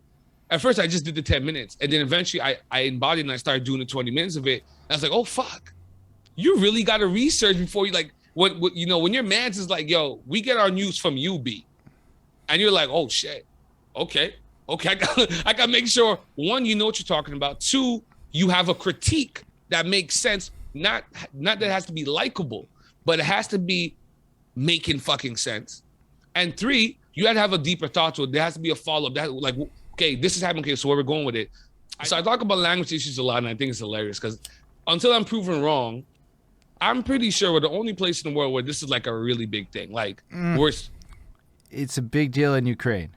Very similar, but it's pretty fucking rare. Yeah, it's a stupid fucking problem to have. I keep reading these reports on the show, Francophones saying that they feel their culture is being threatened, and I don't understand how this makes sense because apparently to French people, like the Quebecois French, is like a dirty French compared to like Parisian French. Yeah, that's a real thing. Yeah, and Paris has never said or felt threatened by anybody. French is never going to go anywhere. It's one of those cool languages. It's not going to go nowhere. But for some reason, Quebecers feel like they're going to be overrun by us visible minorities and our language. And like, how you guys want us to work? You know, English is the language of business. I speak fluent French. I could read, write. I watch French TV a lot. I love it. I think we could coexist without all of this extra shit. Hold up. I gotta clarify. We got a comment from Zavana. He said, did he call Quebecois French dirty? No. He said France people call Quebecois French dirty, which I would co-sign as facts, being a customer service agent that talked to France people, and I had my shitty accent, but they're like, je veux parler avec quelqu'un qui... It's... No, you can Google it. It's a common thing. My co-host for about 2 to 3 years, it was a girl from France. Kay was on my show. And I've spoken to people in France. My friends have gone to France, and they told me. I've had Parisian people tell me. There's this attitude that they think that Quebecois French is like a dirtier version of France. They don't like it in France. Yo, but it's the same exact shit as British English to like American English. Like, it's not even different than that. And even UK. I mean, even England. Yeah. Same shit. So it's the same shit. But I love, I can speak fluent French. I love it. But I think we could coexist without all of this melee. But there's this fear that the Francophone language is going to disappear. Because if you look at it from like, because now I got more invested in politics. Because it's interesting actually. Once you get past the surface, it gets interesting. Yeah. But if you look at the way the writings is set up, right? Like most of the power lies in the rural regions, upon which there's not a lot of English. So I feel, and I can't prove, that the general three parties that don't like Anglophones that much leverage this fear-mongering tactic because they know it will be an effective thing to get the rural regions to vote for them, because they can vilify the city even more because it's the hub of English. Now, it's a theory, but look at the election map and look at how the rural regions vote one way and Montreal's kind of split but vote a different way. And then it's like kind of wild to me. And it's the same thing with weed laws, right? Like the laws make sense if you're in the country. It don't make no sense in Montreal. So it's like a lot of shit like that plays out. And you're like, okay, so this is really just like Quebec politics. It's really just to get into power and shit. We have a joke on the Morning Detour. We say like Quebec is like the petty cousin of Canada. Like Quebec is just petty. Quebec, like everything Quebec does is just petty. Yeah. It's all emotional. It's all cultural. It's all subjective. You know what I mean? It's like, there's no substantial to it. Like, where's the evidence that shows that the Francophone language is in danger? Besides you feeling that way. So it's emotional. There was some argument 20 years ago, maybe 30 years ago. I don't fucking know. That was 30 years ago. It's not today. Yeah, this is not 1995 with the referendum and all of that. Nah, it's a different reality. You know what I mean? So... And it sucks because Montreal is like a major touristic, attraction. People want to come here. We have a great nightlife. Montreal's just a different feel. You know what I mean? It's unique. And like, it is debatably one of the funner cities to visit. Like, in my opinion, the music scene should focus more on the touristic qualities of Montreal a little bit and incorporate that. Like, you could just do a music video where you did a montage of statues in your neighborhood, and if 20 of us tried to make that music video, we probably would double up only a little bit. That's how many fucking statues is in. Like, just think about that. People come here and be like, yo, there's statues everywhere, B. And you're like, say a word. I never thought about that. And so we don't notice it because we've always lived here, right? But Montreal's beautiful. When I hear my American friends talk about how much they love the city and love the women, love the culture, like, you kind of step back and like, oh shit, my city's pretty dope. But like you said, we are divided. You can see all the Anglophones are on one side of the island, all the French are on the other side of the island. Like, it's a weird thing. But then it gets even further. So I started learning about local politics recently. And then there's the Montreal 19 suburbs, and then there's the other suburbs that aren't Montreal. And that's all meshed into it. So it gets like this weird situation where like the city is literally divided while also like figuratively being divided. And it's like, you don't really think about it, because I feel like you go to like the 7 places you go, but you never really like Like, when was the Yeah. last time you actually saw Rivière des Prairies? Today. For real? I would. Yeah, I do deliveries in the deep Saint Jean area on the Say word. weekends. I can Yeah, tell so you, I go everywhere. I haven't I go been there everywhere. 20 years. Because why am I going there? It's so, like, Yeah, it's out. out. It's out of your way. There's nothing there. Yo, sometimes I be in like these little towns, like everything going towards the border, right? Like when you get into the South Shore. And some days I'm working in these towns and I'll go a whole day without seeing a black person. And it'll just be like, yo, this is Quebec. This is Quebec. I was on the street. Yeah, I was on the street last year. And I keep doing these reports on the morning show. Quebec's not racist. Quebec's not this. I'm like, okay, cool, whatever. Maybe a few bad apples. Okay, fine. I delivered on the street in Chateauguay, and the whole street ended up calling me nigger. The whole street, like grown adults, like 11 of them, stopped in front of my van. All that shit. That shit happened last year, and I'm laughing at them. I'm like, it's at that time it was 2020. I'm like, it's 2020. And you're still like hating a division because of color. There's no empirical proof that says that you're better because you're white. Like, yeah, grown adults in front of their kids and everything. I've definitely had a few questionable experiences. Like, I'll be like, just on that, like a couple years back. I don't know. I get charged up on social issues, because I feel like you can't really get into hip hop and not getting charged. Like, they come hand in hand, right? Like, you just learn you gotta too be much. about something. If you're about something, but you learn too much. There's too much fuck shit once you get into the history. Yeah. And then I remember vividly this guy looking me dead in the eye. At the time, he's a 45-year-old Quebecois dude, dead ass in the eye. Why the fuck do you care about them? They're not your people. And I was like, whoa. Like, that's like one of those moments where you're like, yeah, I don't think he has any idea what he just said to me or the like he it's doesn't fucked up. know, right? In his mind, like, and then you realize that's because like I don't know the French side of Quebec like that, right? Let's say the English side kind of has a bit more empathy for the minority situation. Is all I'm saying. And nah, man, I don't know. It's just wild. It's wild. No, I flat out saw because like I worked in before like the times of work from home. I'm in Ville Saint Laurent, right by the Gouzo, and there's a Subway there, and it's 2019, maybe like and I'm there, and I watch a French woman yell at a tourist. We're in Quebec. You speak fucking French here. I'm like, this is like I should have filmed this shit. It would have gone viral. Yo, that's their favorite line. Someone has to explain that to me. We all live in this world. We're gonna go to each other's shit and say what's up. We're gonna go to shit. Oh, you guys got nice shit. We got nice shit too. Like, where the fuck does that fucking attitude come from? I've had non-francophones say that to me, and I was like, yo, y'all really drank the Kool-Aid, huh?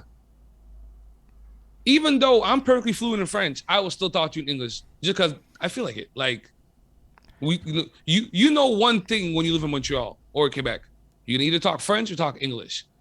You know what I mean? I can talk French. You should be able to talk a little English, at least a little conversational, so we can move it along. Enough to like get by. Yeah. And some of the best moments you have are drunk at 2 a.m, speaking broken opposite languages at each other, trying to flex. Like, there's a beauty in this shit.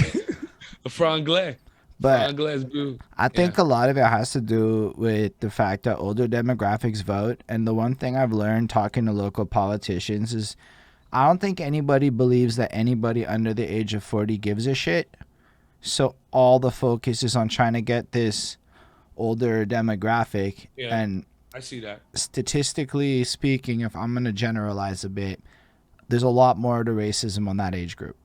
Yeah, so you can see how a certain attitude and narrative gets crafted from the top down in order to solidify the voter base. And so I think there's this like deeper political side to the culture that like they'll never admit it, but I think it's worth pointing out so that other people can like look for that type of shit, because I don't think people really look at how this type of fuckery links to the voting map, because these guys is going to probably do really well in their next election. They delivered on their campaign promises to their core demographics. Nobody talks about the core demographics. Like, yeah. I'm like, some of y'all shit don't matter. You guys don't even go vote. With like the last municipal election, I was talking to a politician the other day. I think 30% voted. Yeah, it was something like that. Like it was 30%. That's fucking crazy. Nobody cares. Nobody cares. And then now we're a month away from it, and everybody that's under, like everybody in our age group that I've talked to, they're like, I don't have no idea what anybody's about.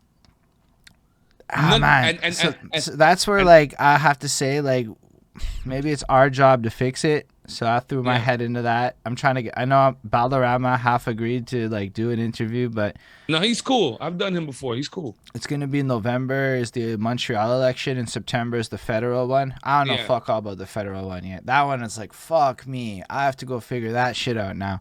And I got like 2 weeks, but I said fuck. I'm focusing on the municipal one. I'm gonna go figure out this federal one on read some shit. At least the federal one gets English coverage, right? Like.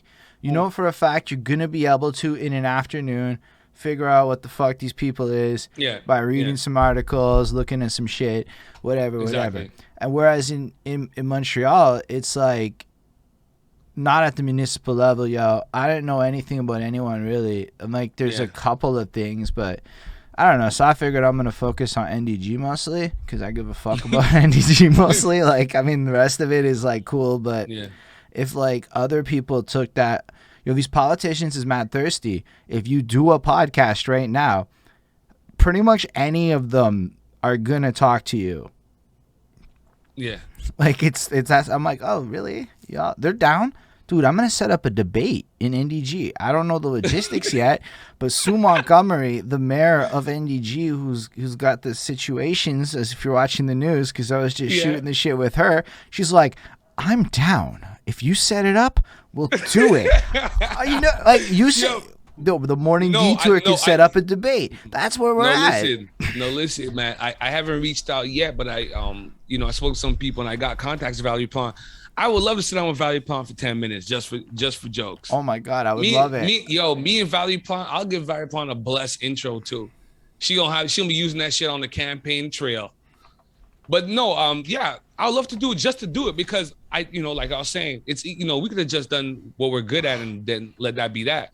But we're trying to be great, so let's try to do things a little bit outside of our comfort zone. That something that matters it should matter to everybody, right? These are the people that are making decisions, right? Even like, wasn't it like Puff Daddy and them Vote or Die? I remember that shit. Yeah, that shit stuck with me. Like I'm in high school, and everybody's giving a fuck about the election. And that's something that we didn't see a lot with music since. Yeah. And I'm trying to get, I love to see that kind of energy focused on the young voters. But I guess we're, like you point out, we're not the main focus right now. Well, that's where, but that's the thing. We're not the main focus because everyone's kind of archaic in their thinking. Like, you must be pretty familiar with the newspaper industry's demise, given what you do, right? So let's say that kind of thinking translates into every institution that is predominantly ran by old people, such as the political institutions. Like, I found out only one of the council people in my riding is my age, and he just retired because of some whatevers. So that means everybody's over like 50. And this was like a guy older than me, this Peter McQueen dude.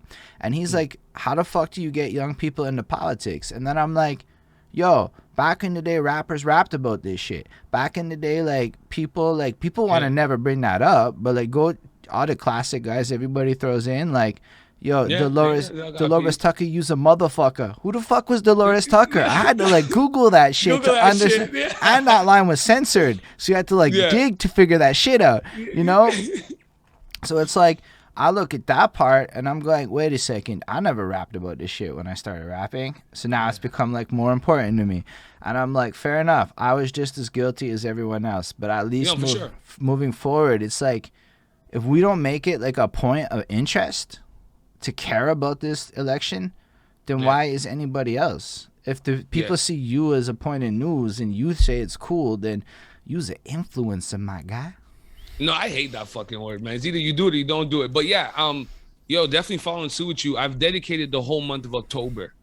I'm going to try to educate and sit down with as much different people from different writings, just to give people an idea of whoever's willing to sit down with me, what the fuck they're about.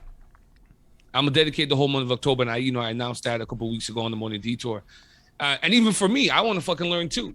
I've been talking to a lot of political people over the last year or so. So I've learned a whole fucking lot. You know what I mean? So I was like, oh fuck, okay, that's how this works. Okay, only so much housing money's going into affordable housing. You know, man, the way we treat our homeless is fucking out of control. Like every borough has different issues. Like there's a lot, but you know, I guess in every city that's the problem, right? So Actually, we're we're one of the only cities I found this out.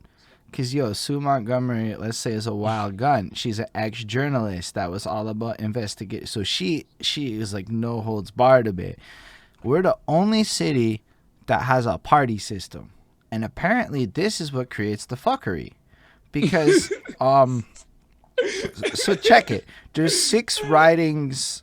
Okay, like the way it works, there's like ridings for the city and then the mayor for each borough, like city councilors and then the mayor. Yo, there's a lot of motherfuckers, man. There's a lot of.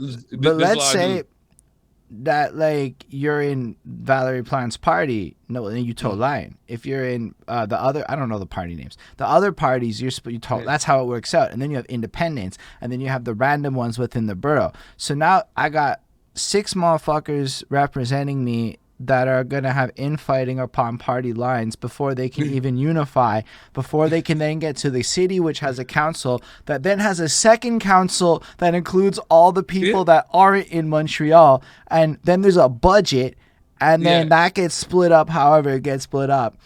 Nobody has answers to questions. And so they can't. Apparently, every other city is not structured with parties.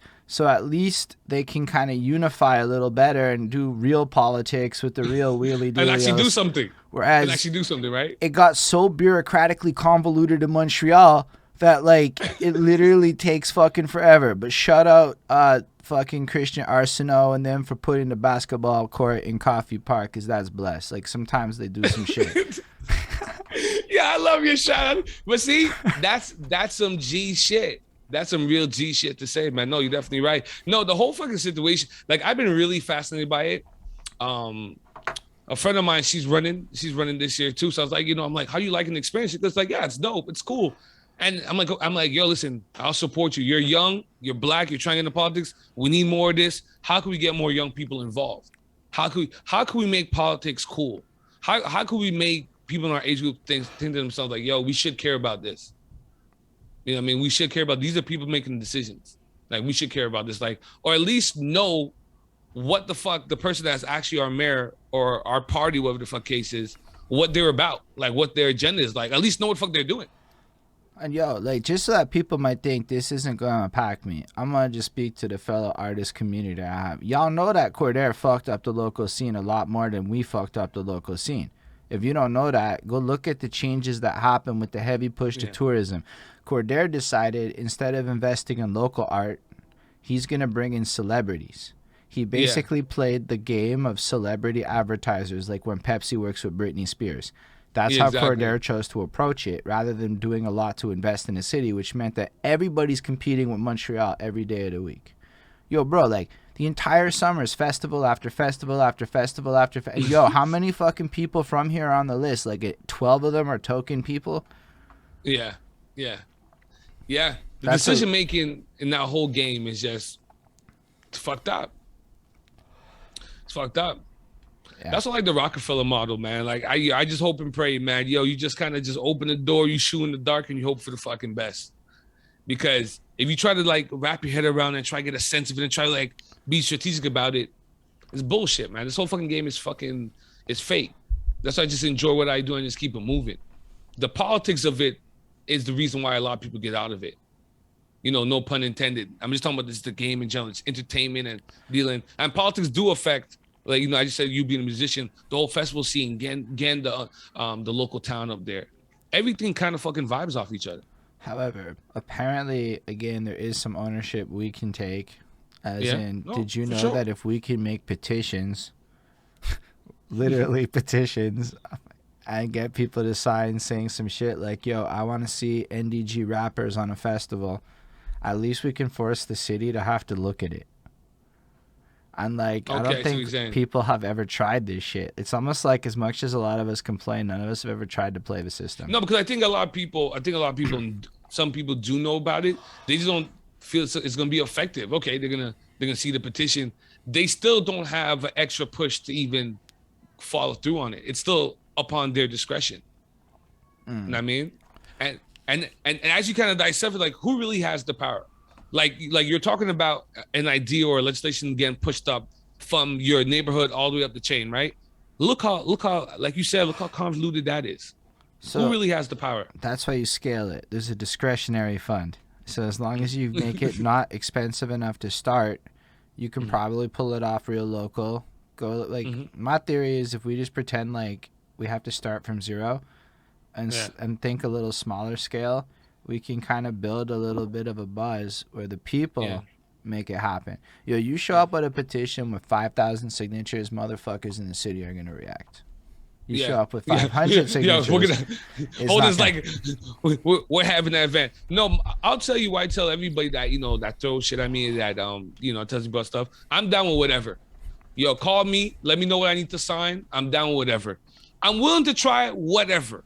I hear you. To be honest, I'm just brainstorming here because, like, at the end of the day, just call me. Call me when you're ready. All right, fair enough. But let's go back to your life because that's how this show works. It's like a tangent for a while, and then it's like, okay, let's go back to your life. Make sure we get that part done. Yo, so basically, you do the radio shit. You're like connected with that. You're running that for a while. You're creating your characters. The unicorn killer comes to life, and then we tangent it off. Tangent off. Yeah, so then I came back and I did a series called The Gray Zone. I did it with a wonderful host, this lady called Fat Cat.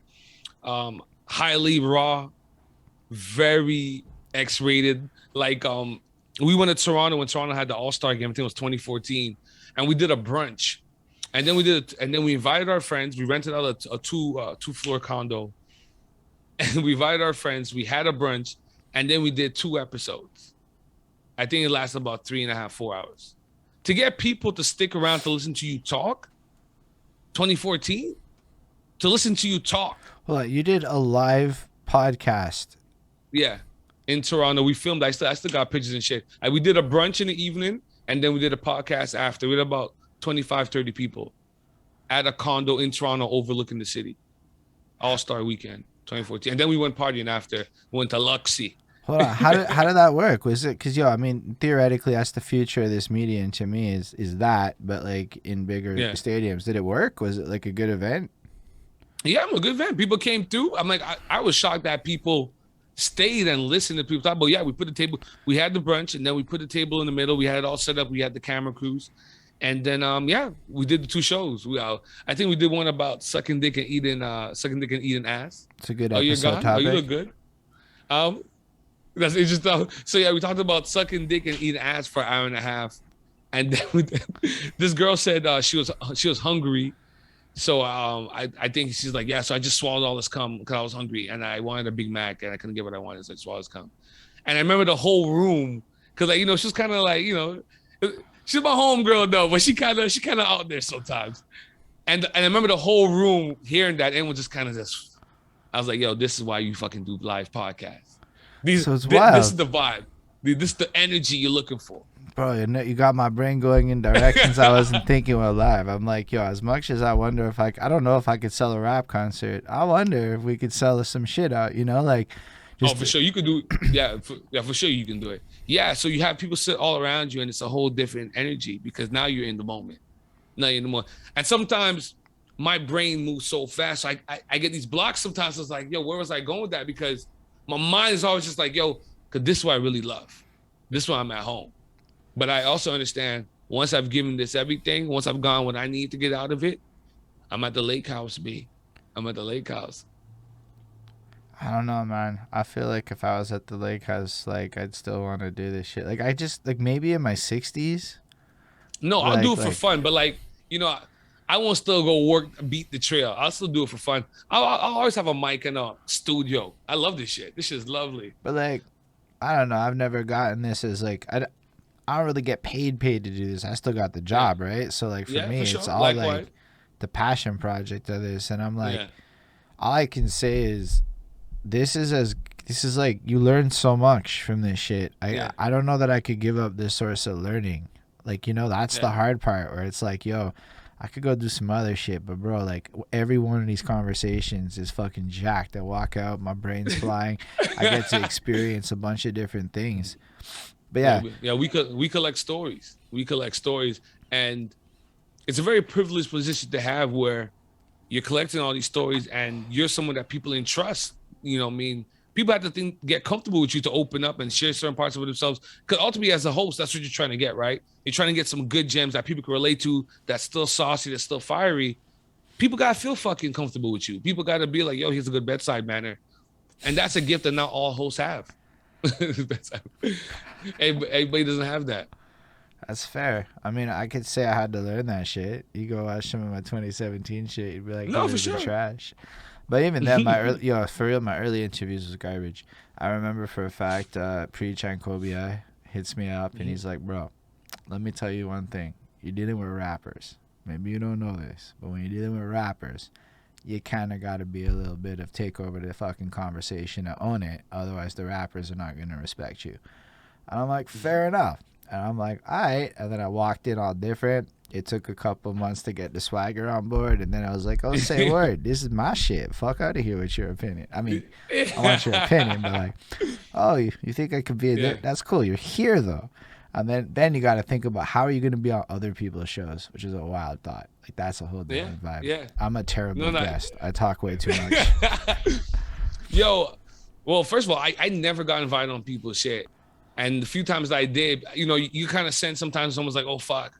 He feels like you're stealing his light. But, like, this is just my natural energy. Like, I'm just lit like this.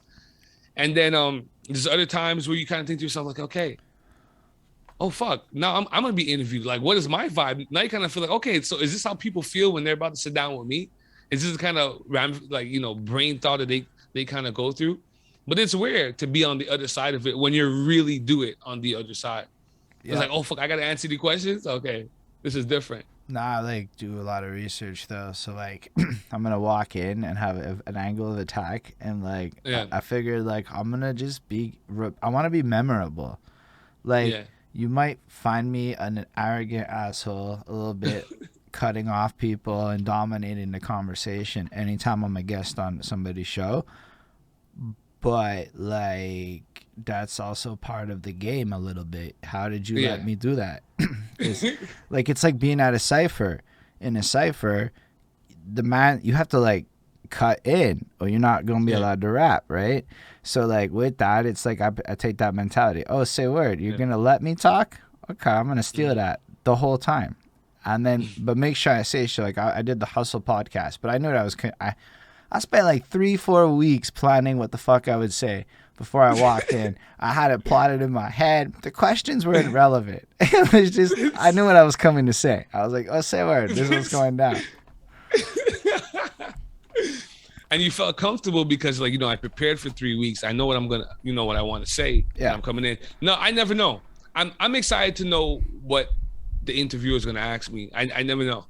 I never know. People don't invite me enough on their shit. I basically don't plan it. I'm like, fuck that. There's too much effort. I'm like, I can make this up. I can just freestyle the whole thing. I tried it on the first one and it worked, and I never stopped trying that. But for real though, so you do your Great Zone show. You talk about the wild shit. You prove the concept of live podcasting before anybody famous is proving this concept, which makes you a fucking innovator. I'm sure somebody. How did you get the idea? No, I'm sure I've always liked Jay-Z when he does like Rock Nation brunch and stuff like that. I've always thought that was dope to get like a whole bunch of like fly influential brothers and sisters, hip hop urban heads in the same room together. Let's toast up. Let's celebrate our culture. Let's celebrate just good black business. And I was like, yo, and let's have a dope conversation. Like, I kind of mixed Taste Masters with a live show and blended it together. I just wanted to do a brunch. I'm like, yo, one day I was there like, yo, how come we can't have a brunch? And I remember someone in my crew was like, yo, that's true. I was like, yo, let's do it. Let's have a brunch. Like, who? When I brought it to the man, I'm like, yo, I'm going to have a brunch all-star weekend. We'll do it in Toronto. Motherfuckers are like, what the fuck are you talking about? But we did it, and it was fly. Yeah, I have pictures. We have movies. That's like innovative as fuck. That's cool. That's hella cool. Like, I don't care what anyone says. That's like, people is not doing a thing, and you are the guy that does this thing.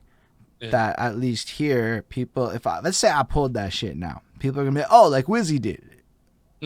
No, they'll be like, oh, like Drink Champs. But Yo, man. I don't know about that, man, because Drink Champs came late, right? Like, Yeah. I came way after, but yeah, when I was doing it, I wasn't even thinking about that. I was just like, okay. I was more worried about, oh fuck, now we're doing this live. It's not like before where it's just me and whoever's on the show. We film it, we record it, and I put it out. Now there's people around, so there's other elements going on in the environment. People that are listening to what you're saying. So my co-host Fat Cat, she was so fiery. It's a real argument. Like we're two fucking shinobi warriors. It's a real argument. She's fucking throwing shots at my ego, fucking me up. And there's a whole bunch, I'm trying to talk to this girl after the fucking podcast. Fat Cat here batted me up, talking about all kinds of wild shit. Now, it's a whole, like, your ego's on display. It's a real war, and you're in a room. Your man's them is there. You're out of town. It's being filmed. And she'll be like, okay, boom. It's just conversation. What's always helped me and what's worked for me, I just focus on who I'm talking to. Everything else doesn't matter. Because at the end of the day, it's still going to be about this being number one.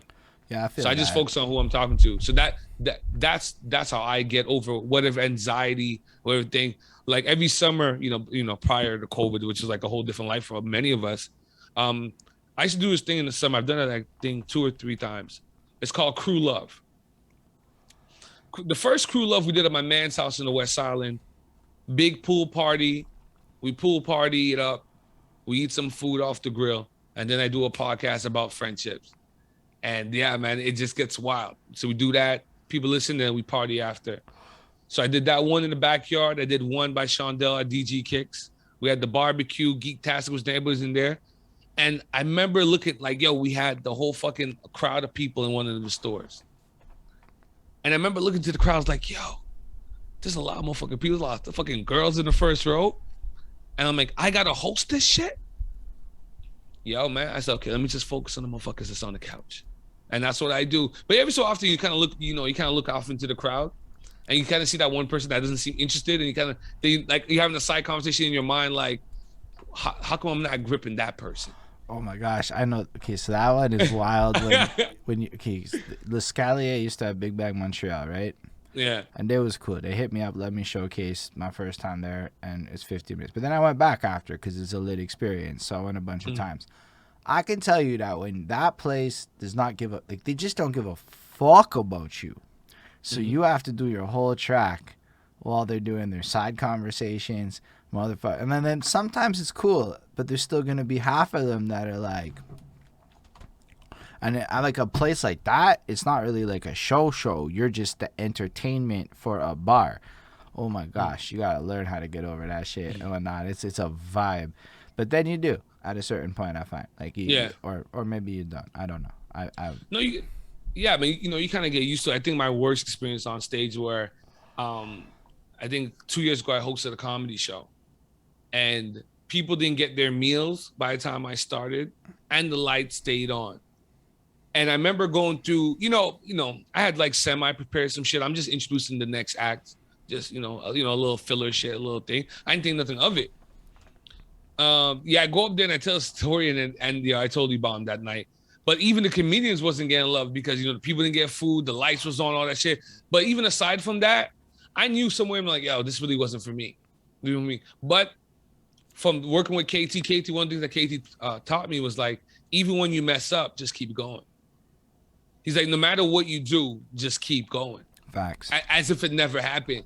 So I think 1 or 2 times, my old co-host was there, Kay was there, and she was telling me, I said the same thing twice, like back to back. Maybe in my anxiety, in my nervousness, right?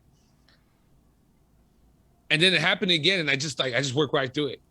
Even though I'm looking at a room of people that didn't get their meals, the lights are still on. I just went right through it. A week later, my one of my good friends, Leah, she hits me up. She's like, I'm hosting this event at Pierre Courant.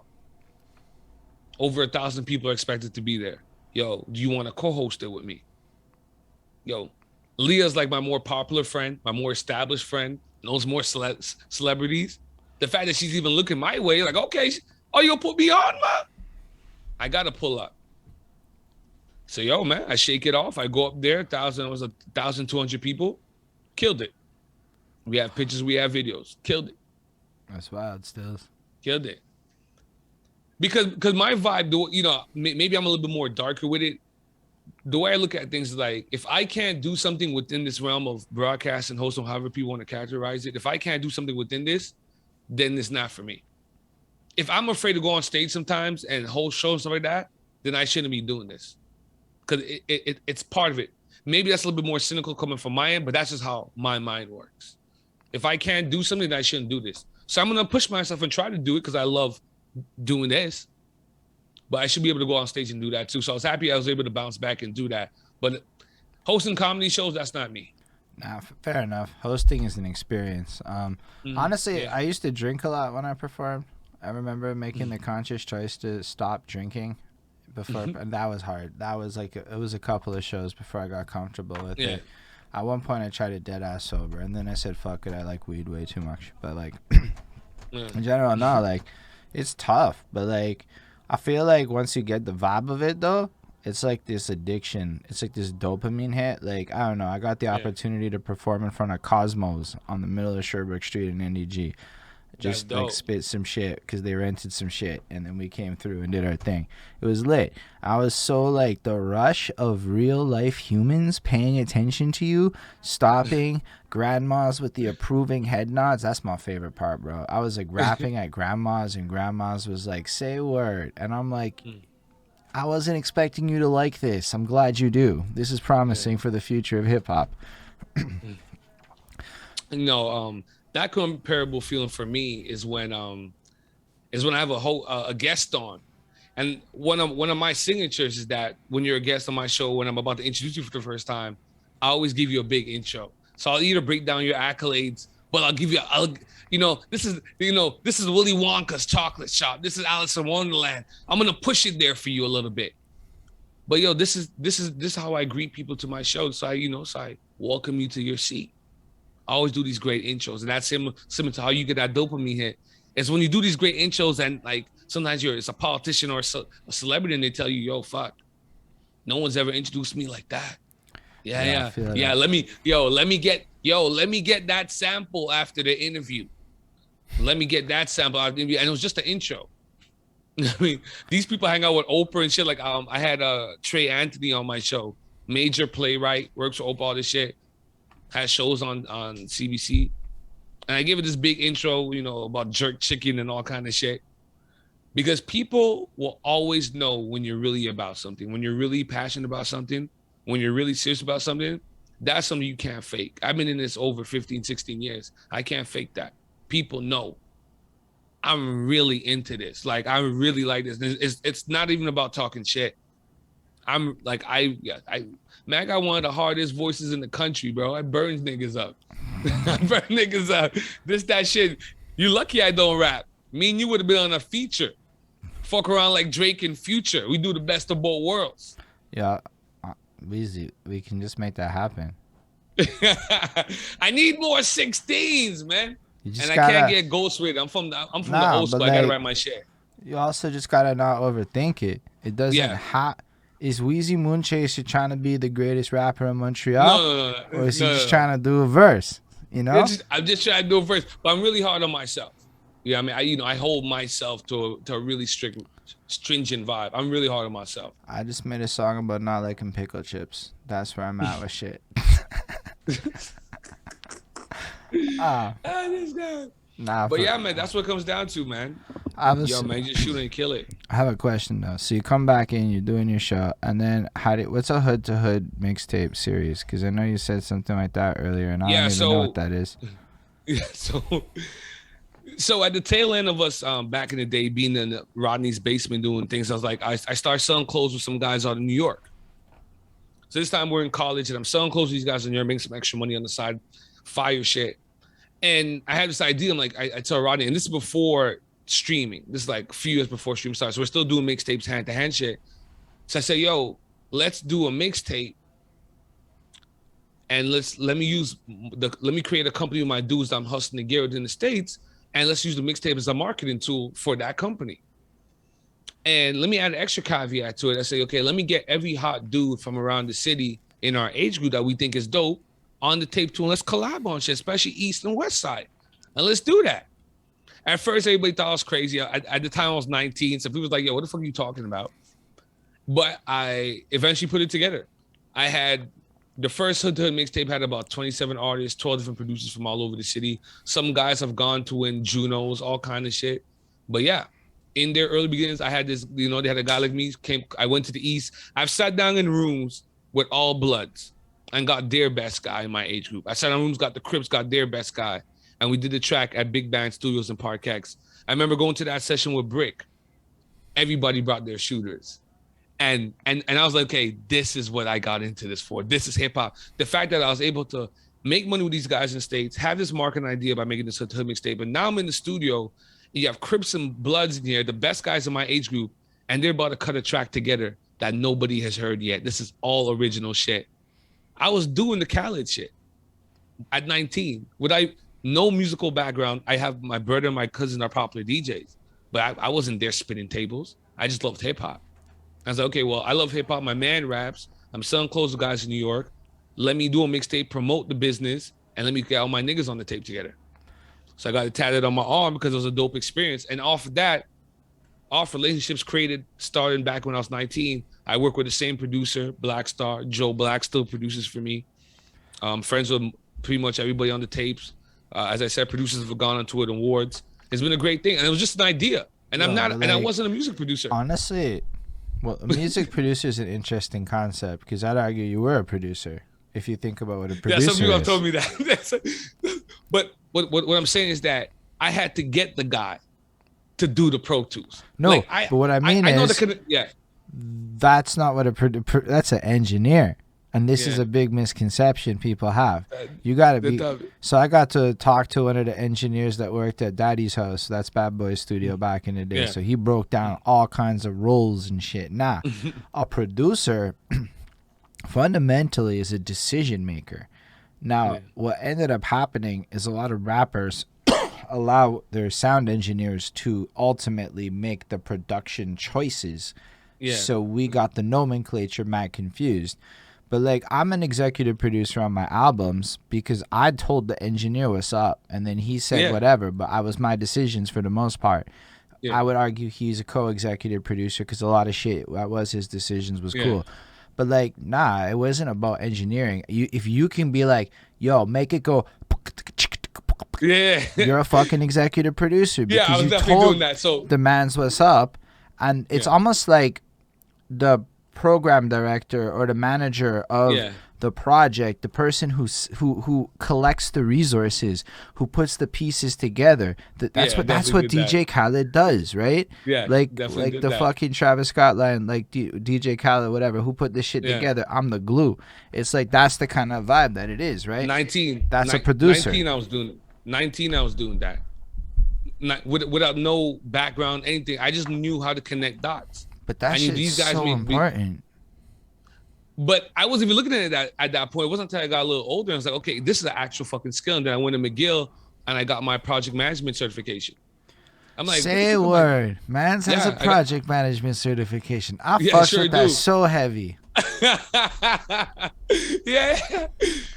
got it just for fun. No, but I actually do use that. I work for my brother-in-law as well. But yeah, I did that at 19. I wasn't even thinking what the fuck I was doing. I was just like, yo, my man Rodney raps, Big Brick raps. A couple of my niggas are dope. I'm friends with everybody in all the boroughs. I think I could pull this off. And I remember it took me about 31 days working 19-hour days to put this shit together because you have to get the different guys from different hoods, schedule a time, get them to go by Rodney's house to record. If we can't do it by Rodney, then I got to find a studio, rent that out. 19 years old, by the way. I'm picking up guys in my sister-in-law's Tercel. I'm going to P-Nuff. I'm in Saint-Michel 7th Ave. I mean, I did tracks with B-Lo, Ro G, and Face on the same shit. Like, this all kind of hood shit. And I'm doing all these things. And I turned to my man one time. I was like, yo, you want to do another one? The abuse mentally and physically that you go through when you're trying to accomplish something, it's a whole different fucking vibe.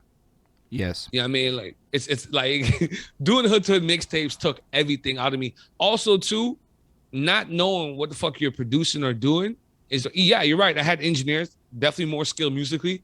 But yeah, I was guiding them like, okay, these are the skits. Okay, I already cut the skits. Okay, we're going to do this track. Like, I was piecing that. Yeah, that's a producer. And that's what I mean. Like, cause I'm talking to this kid even, and his dream is to be a producer, like a Dr. Luke fucker, or like, people criticize Dr. Dre a lot because he might not have done all the actual work, but he made the decisions. Thus, he's still the producer. And those is hard. Those impact the end product anyway, right? And plus two, as a producer, I chose all my pieces. I chose from the beat makers, from like dudes made most of the beat makers made those beats specifically for that mixtape with no money. The only money I got was couple of my friends collectively put money together to press the mixtape. But nobody tried. People just did it because I was able to sell the project better than everybody else. Do these tapes still exist? Do you have like? Yeah. I can show you. I would love to. I also acted on the skits on the mixtape. We wrote a script to the skits on the mixtape. That's amazing. And then me and my friends, we acted it out and then we put it on the mixtape. And so if this is you in 19, that would make this what, 2005-ish, 2006? Yeah. I have the mixtapes. I can show it to you. I don't know if I put them down, but I can show it to you. I got them shits, man. That's amazing. At some point, I want to hear this. I realize there's a lot of music that doesn't exist on the internet in this city that used to exist on discs. I don't know why everybody doesn't upload the shit to YouTube. Like, No, I'm gonna send you. I must have uploaded shit to YouTube. I'm gonna send it to you. I got it, man. I did Hood to Hood, and then I did Summer in My City. Yeah, I don't know why the fuck I did those projects. Like, they were fucking grueling. They were fucking hard, man. You're dealing with different personalities, man, different producers, different regions of the city. The level of politics and it was fucking nightmare. And then I put myself through it twice. Why? Greatness. Just love the hip.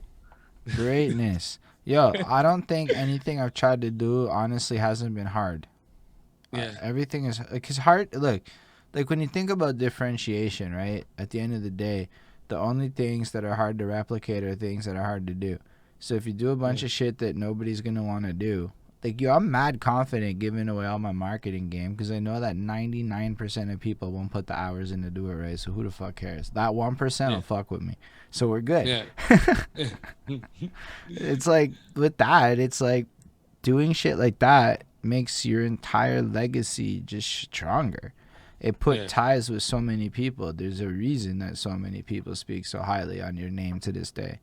It probably has created like a lot of opportunities in your life. You may not even know to the level of impact that opportunities like that created for you.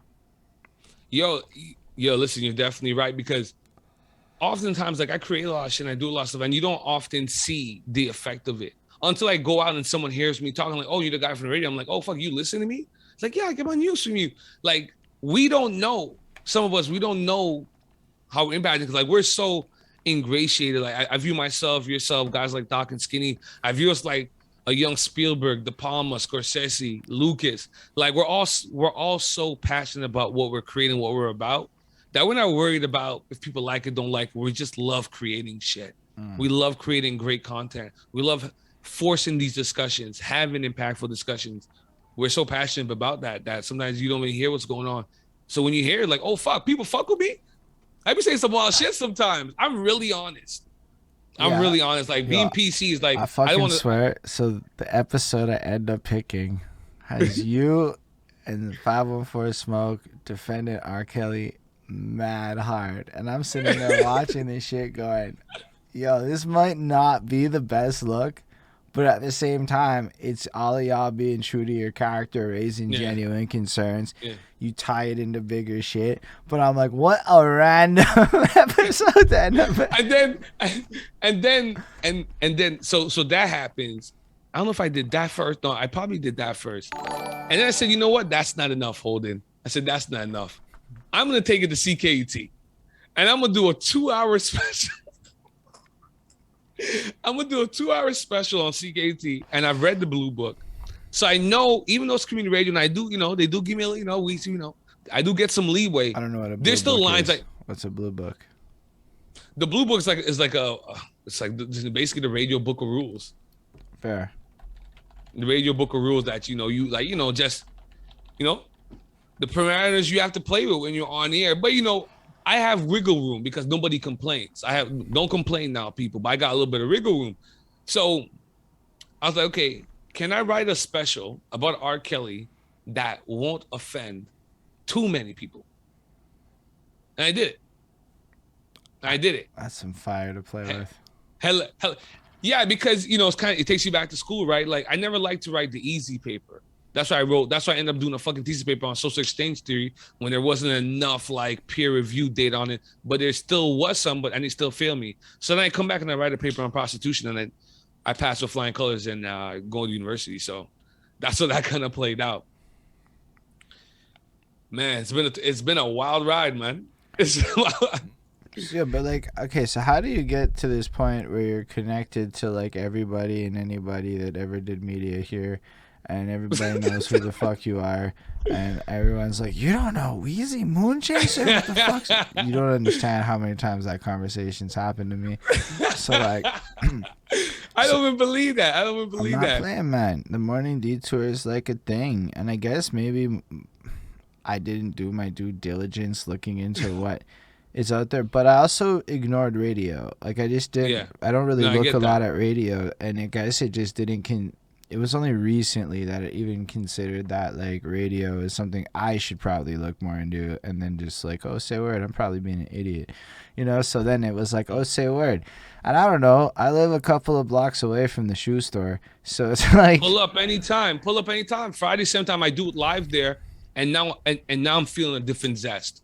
When I started doing the show, I didn't know what to expect. You know what I mean? It's different from doing podcasts, different from doing live show with your friends. Where how does that like transition? So you're doing like radio, whatever, and then like what ends up happening to like in that period of time? Because I feel like, So I was doing podcasts. I was doing the Gray Zone, and then KT left for the States. Wasn't podcasting for a year, and then one of my close friends like, yo, like. I was kind of like Jordan, like I still had the bug. Like I still felt like I left things on the table. So then my boy RG, his wife, gave me a name. She's like, yo, you should call it Running with Wolves. And I've always wanted to work with RG. So we started playing with some ideas, and it took us about another year. And I came up with Running with Wolves. I was like, let me try it out. But like, I'm like, this time I'm going to leave it all out. Like, I don't want to talk about pussy and girls and stuff like that. Like, I want to be like a Black Howard Stern. I want to be the guy that no matter who you are, what field of interest you're in, I want to be the person that you want to sit down with to share your story or to share your exclusive. I want to be that guy. I want to be the guy that people have raw, open conversations with. And it's all about you. It's not about like, no, I'm not the counselor guy. I'm not the healer guy. I'm going to be in your face guy. Yo, listen, man, let's just kick it. What's up? Like just like how we're having a meaningful conversation about politics, we weren't sharing an agenda. We were just staying the lay of the land. Yeah. And that's why I aim to do on the morning detour. And that's why I like about your shit. I don't feel like you're like, yeah, this. I feel it's more like, okay, well, you guys should know this is what we're working with. And this might be the best option because this. And I like that. I like tactful shit. So KT leaves. I can't help it. So I come back with Running with Wolves. I was messing with some other people before, and I had petitioned to get on CKT. After 2.5 years, that opportunity opened up. I wasn't expecting to do a morning show. You have to get up hella early to do it, and I didn't know if I could be up, and deliver. And it's a different vibe. Where's CKT again? Like, where do you have to go? It's on McGill. It's on University Street. Right. Yeah. So now you're doing a live show. Now you're thinking like, oh shit, hold on, motherfuckers are listening to me live. So once again, you're back to being in the Toronto condo again. It's like, oh shit, people are in their car. People are like, you're in it. Like when you stand up and you press the thing and you light up all the mics and you see the on air shit, you're like, fuck. Like there's a rush. My heart is pumping. I'm sweating. Yo, sometimes you want to play instrumental. It's not playing. Sometimes somebody mic goes down and you're live. Your fucking heart's in your throat and you got to sell it. Love that shit. I that's why I hated one of the main things I hate about the pandemic is that I had to host from home, so I had to sit down and produce. Now I'm back outside, live in the public. Now I get to stand up and do the fucking crazy intros again, cause that's my shit. So like, So you did the podcast that's running with wolves, which is it sounds very similar to the Morning Detour. If you were to like go back and forth, like you feel like the very same person on the different shows, except No, tailored to the platform. I definitely on Running with Wolves. You know, I'm a little bit more explicit and a little bit more. Morning show. You understand? A morning show is in radio is like a marquee slot. A lot of people listen to to get their morning going. It's a very important conversation, spoken word piece, as they like to call it. You have to be really informative. So I like to think the Morning Detour is an intersection between entertainment, education, and informing people about shit. Like, yeah, you should be aware of this. On Running with Wolves, what Running with Wolves is now, it's a raw one-on-one conversation, or a conversation with people about a hot topic. That's what that's about. So it's a little bit more vulgar, a little bit more explicit. So just one. Morning Detour is hype. Morning Detour is energy. Morning Detour is hip hop. Like, I'm gonna show you how much I love Kanye and Future. Okay, I feel that. All right, I see the distinction. So you do that live now. So you get the show. You have to go to the studio, and then how do you end up in a shoe store doing it? Or do you do that, or is it the podcast that you're doing in the shoe store? No. The owner of the shoe store is a good friend of mine. You know, me, Shondell, DG Kicks. He's the ultimate entrepreneur. So we're good friends. We've traveled a lot around the world together, so we kick it. And yeah, we just try to a couple of years ago, I built a crew called The Commission. It was just like Shondell with the shoe store, my man that's a trainer, just different young guys that were entrepreneurs. And our vibe was like, yo, if you're doing something, we're all going to come support, bring our fan base, push you. If I'm doing something, we all come out to the show. And that's kind of how we've always worked it. Shondell has a shoe store. I'm doing the show live from a show. So when I'm on the show now, hey, yo, what's up, Montreal? My city's the Morning Detour. We're coming to you live from DG Kicks, the leader in urban clothes, sportswear, sneakers. He even has electronics. You're like, yeah, I want to go down there. That sounds like a place I want to pull up. It's smooth. But say word. It's the littiest fucking store. Like, you can't help it. Like, you window shop at that motherfucker. You look at it. I walked in one time. I picked up a shoe. I saw $400. I walked right the fuck out. But, like, that's a fact that actually happened. But, yo, I'm like, yo, I fucking swear to you, like, that is so close to my crib. And to think that you're there every Friday. Yeah. Busting it live. Bro, it trips me the fuck out. We just started doing that though. Like this last Friday was like our third time. But I've done shows at DG Kicks. We do our crew love there as well. Listen, if we both can benefit off a situation, we do a crew love. People are in the store. We're doing a barbecue in the back. Oh, you seen some shit? How much things has he sold just us having an event, a barbecue in the back? You sell some shit. I host a show for an hour and a half after. Everybody goes home happy. Everybody's drunk. People hook up. They love it. They come in. I had game night right before pandemic started. I did a game night at Local Legends, RIP Local Legends. Yo, I brought in TVs. I brought in different game systems. My own shit. I connect. I just knew niggas that had shit. I had a couple TVs. My brother has a couple shit. We brought TVs, games. I had girls in my crew wear my brand, and I had different girls manage different games. So when you came and you sat down with your crew games, I had somebody there to explain the game to you, to help you with the game. On top of that, I ordered just adult wild ass games. Just like crazy games for adults, super vulgar, super like push your friendships. I took it there. Then the menu was custom made to my crowd. You know, I had the wings, I had the mac and cheese, had the fries, the poutine, the jerk chicken shit. So it was an event, it was a night. And then I had two DJs, RG Music and DJ Manny, and I hosted the shit. That's how we do fucking game night. And then the pandemic happened. You did that. And then the pandemic happened. So, yo, it's wild to think that, because that sounds wildly fun, and you're doing that right over there. And I'm like right over here, not even knowing y'all exist. Pull up. Now it's wild though. It's just because okay, like, you know, a lot of people talk about this alleged Montreal problem. I'm sure you've heard about this thing. Yeah. It's ignorance. It's the fact that, like, and it's on me, I didn't really look for it. And because I didn't look for it, I didn't see what was happening in front of my face. And, like, when usually shit's happening far away, right? Like, usually it's not happening in this part of NDG. Like, shit, you got to go to, like, Jouard Park and... Nah. I'm like, say a word. Y'all is right the fuck here. I was gonna do a blocko. You know, we've done barbecues already. We've done live shows. I'm doing a live show, and not a live show, but I'm recording a show there on Wednesday. And now we do the morning show there live. So it's different. I'm like, yo, I'm on the block. I have this system in front of me. The whole city's hearing me. I got the best 2 hours in the city. This is how we kick off the weekend. Let's do what we do. Yo, it's bro, beautiful, man. I love that shit. It's wild as fuck to me. But I think the most amazing part is how much of like what you do is about elevation. And I'm not saying that vapidly. I watched some of your shit. You know, I'd like to dig a little bit. You know, at least the most half-assed due diligence you're gonna do with the schedule. You give him a half dig. enough to be like, okay, watch the podcast a bit, watch the show a bit, watch the this a bit. You get a sense of me a little bit. Right? Yeah, because it's wild to me when people show up to shit and they don't know a damn thing. I'm like, yo, you didn't even Google it? Like, okay, cool, fair enough. But no, a little bit of Googles is good in life. And I'm like, so with that, it's like, I forgot where the fuck I was going with that.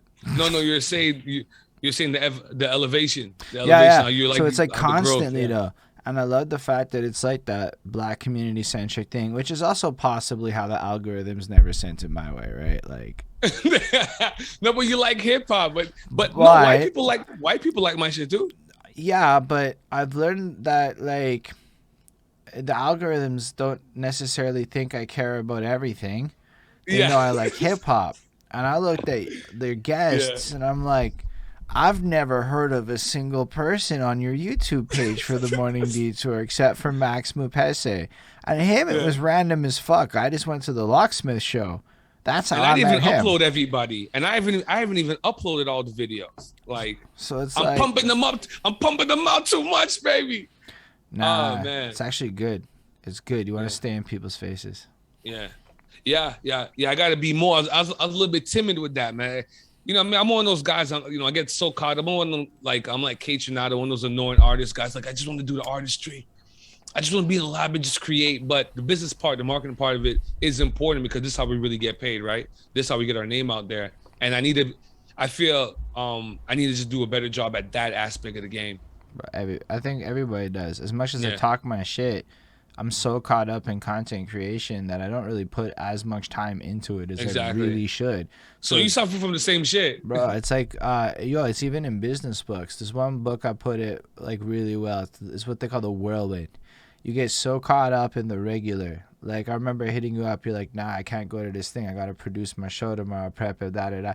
So you get caught up in it. Now, all of a sudden, you're 168 hours. If you're a project manager, 100%, you break it down into hours, and then it's filled.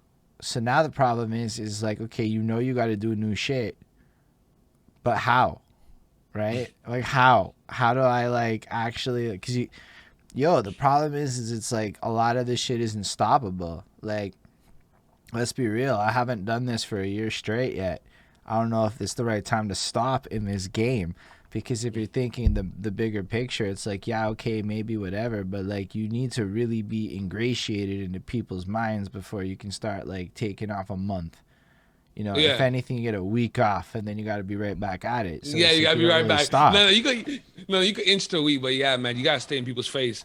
But what I'll say to you is that one thing that pushed me when I started is, like, I just tell myself, if I don't do this, they're just gonna listen to these lame niggas.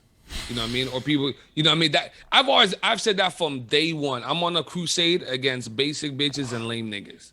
I've said that since day one. If I don't do this, I feel I had a little bit of game doing this hosting thing when I started. But I said, if I don't do this, then just these corny niggas are going to be heard because they're the only ones in front of people's faces. There has to be somebody to counteract the fucking corny shit. I think Montreal is dope. I think we're a fly city, and there has to be somebody from the hosting realm dare to represent that.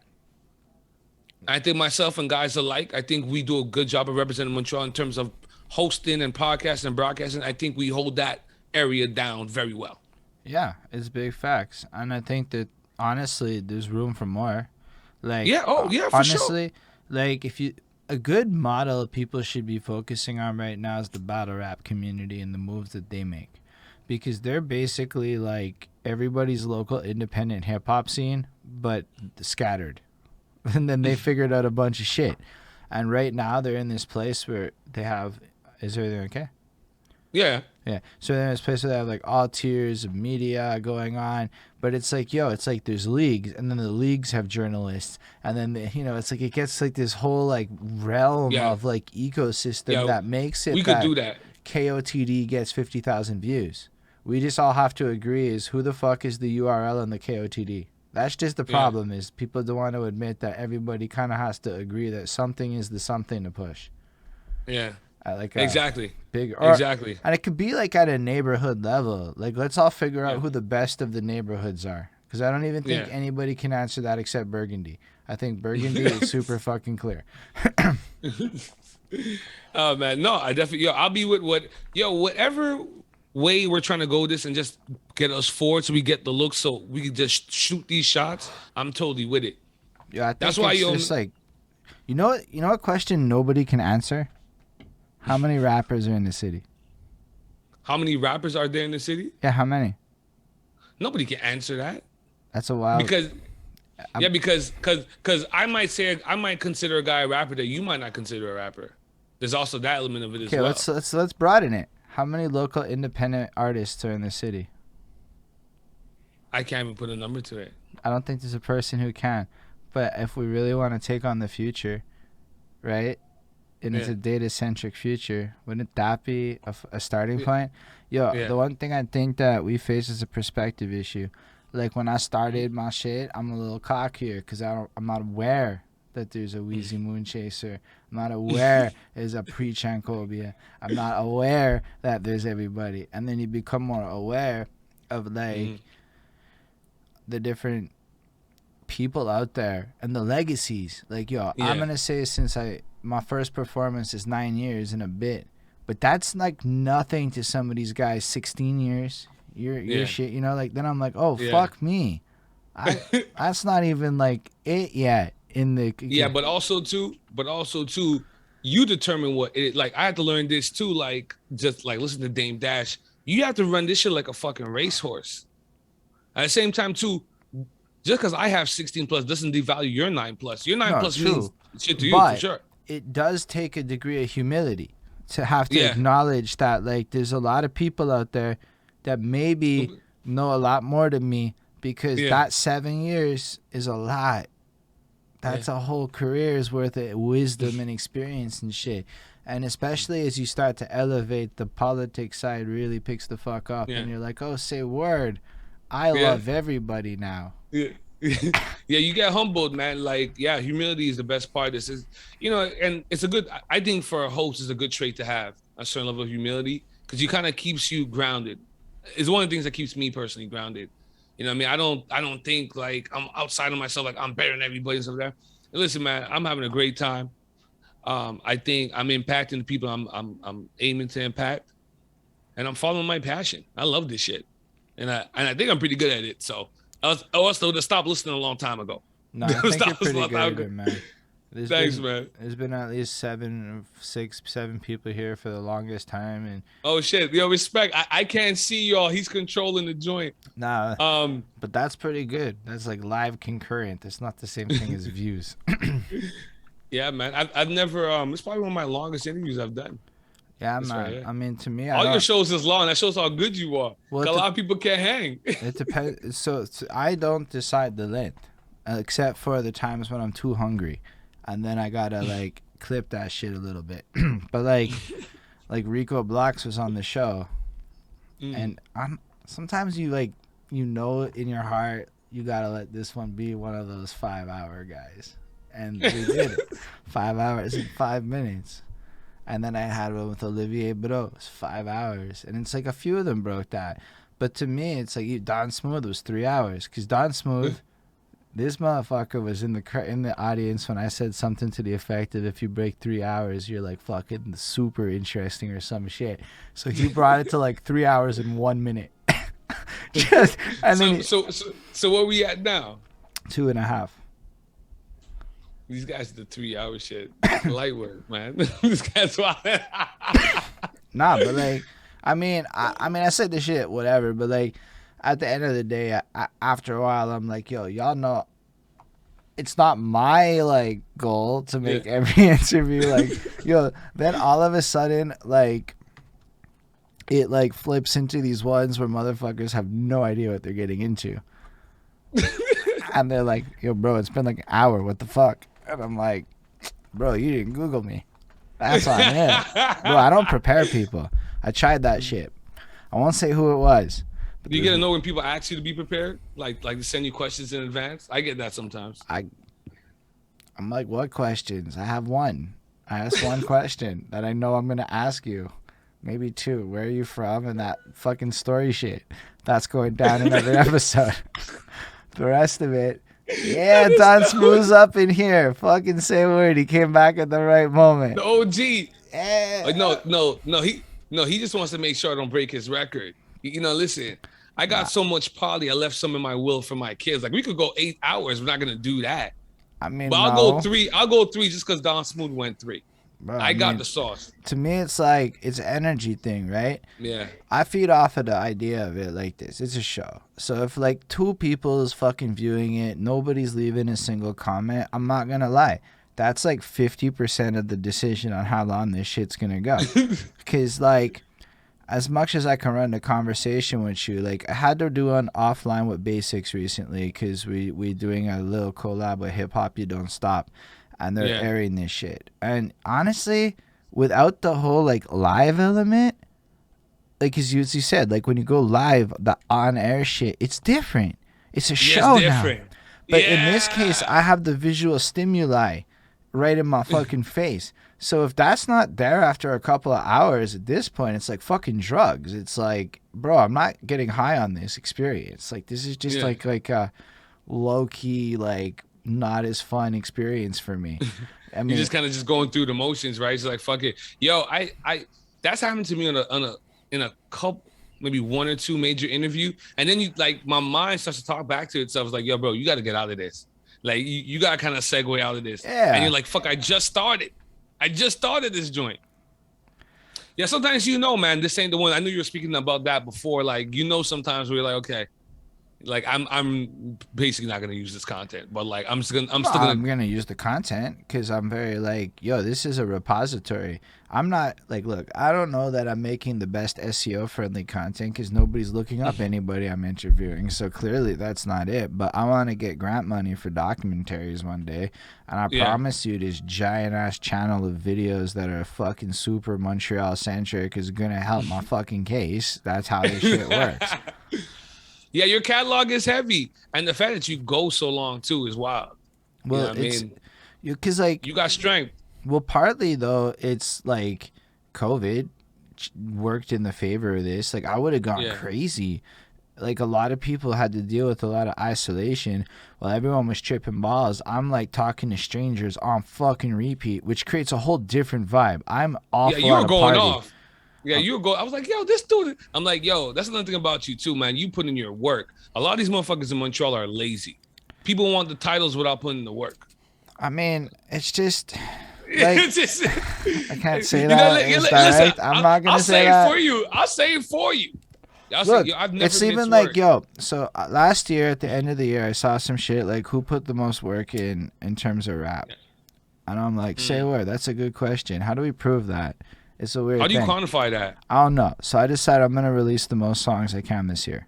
It's gonna be at least I release the most songs. Are they good? Not my place. They're so off the dome, it's ridiculous. Some of them are cool, actually. I'm sure I could take a best of after and give you a solid 20 off of this shit. What do you say? You just throwing joints out there? Yo, so because it started with Meticulous. I don't know if you ever met Meticulous. Yeah, I met He's a little, and with all love to this guy, he's a little hoity-toity, you know? He's a little like, like he's got a vibe to him. So I'm sitting in his fucking crib, and I'm doing my Crossroads Cypher shit. So on Tuesdays, we do the freestyles, right? So I'm getting into my like freestyle game. Am I good? I don't fucking know. If you like what I do, you like it. But a lot of hip-hop people are not gonna like it, and I accept that shit. Fair enough. But like, I love that vibe about you. If you could have bottled that energy and sold that, you'd be like a fucking more money than Bezos, bro.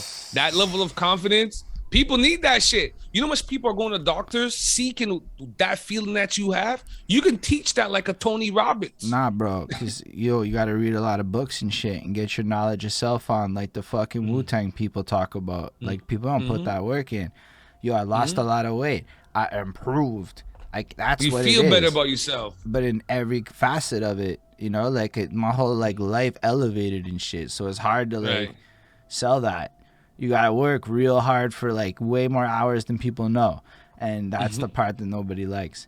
But yeah, so I'm with Meticulous, and he sent me these beats, and everybody else sent me beats with no beat tags except for Meticulous. So it's like you're in the middle of it, and it's like, purchase your tracks today. Blah blah blah. Meticulous beats. Blah blah blah. And then all of a sudden, I find out he has 7 free beats on his website.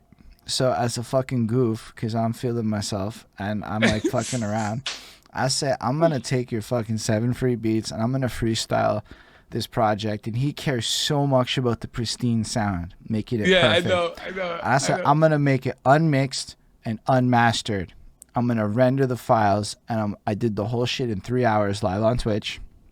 And the 7 free beats. I called the project Yo Meticulous. I found free beats. Put the shit out. Yo, I seen that shit on my spot. I seen that shit. I'm like, yo, sometimes, okay, I got to ask you this. No, it's actually twofold. Okay, how much thought do you put into your rollout? I'm a big fan of rollout. I love how you roll out shit. Your names are so catchy. I'm like, when I saw that shit, I seen that on a streaming site. So that wasn't a lot of thought. That was a good whim. But then the follow-up was a lot more thought. Like the fact that it's still a thing and it's like a story now, it was a lot of thought. But yeah, I'm really into marketing, organic marketing, community building. My perception is we need to build lore. And so like the one thing rappers of yesteryear did that a game we're not a big fan of is rapping about each other and shit. So it's like to try to tap into it. So like I did that shit and then I started the 7 free beats campaign. And so if you look at this shit, and it's coffee stained, right? Because it's like fucking Meticulous. It's supposed to be. So now, like, whenever his beat comes on, I hold up this fucking paper. I just ripped it a bit more. Yo, my chest! So, yo, like, you're so petty. You might be the most pettiest white dude in Montreal. You're so petty. He got 8 fucking emails off the move. Yo, actually, because, like, look, I'm a troll. But I figure, like, if I'm going to troll you, because sometimes you need it, it's going to have to make you a benefit. Because then nobody's going to come at me. Because you know that it's almost like a blessing. The fact is, 8 emails is possibly worth $150 sale or some shit. Plus, everybody I did one of these mixtapes with, I talked to ahead of time.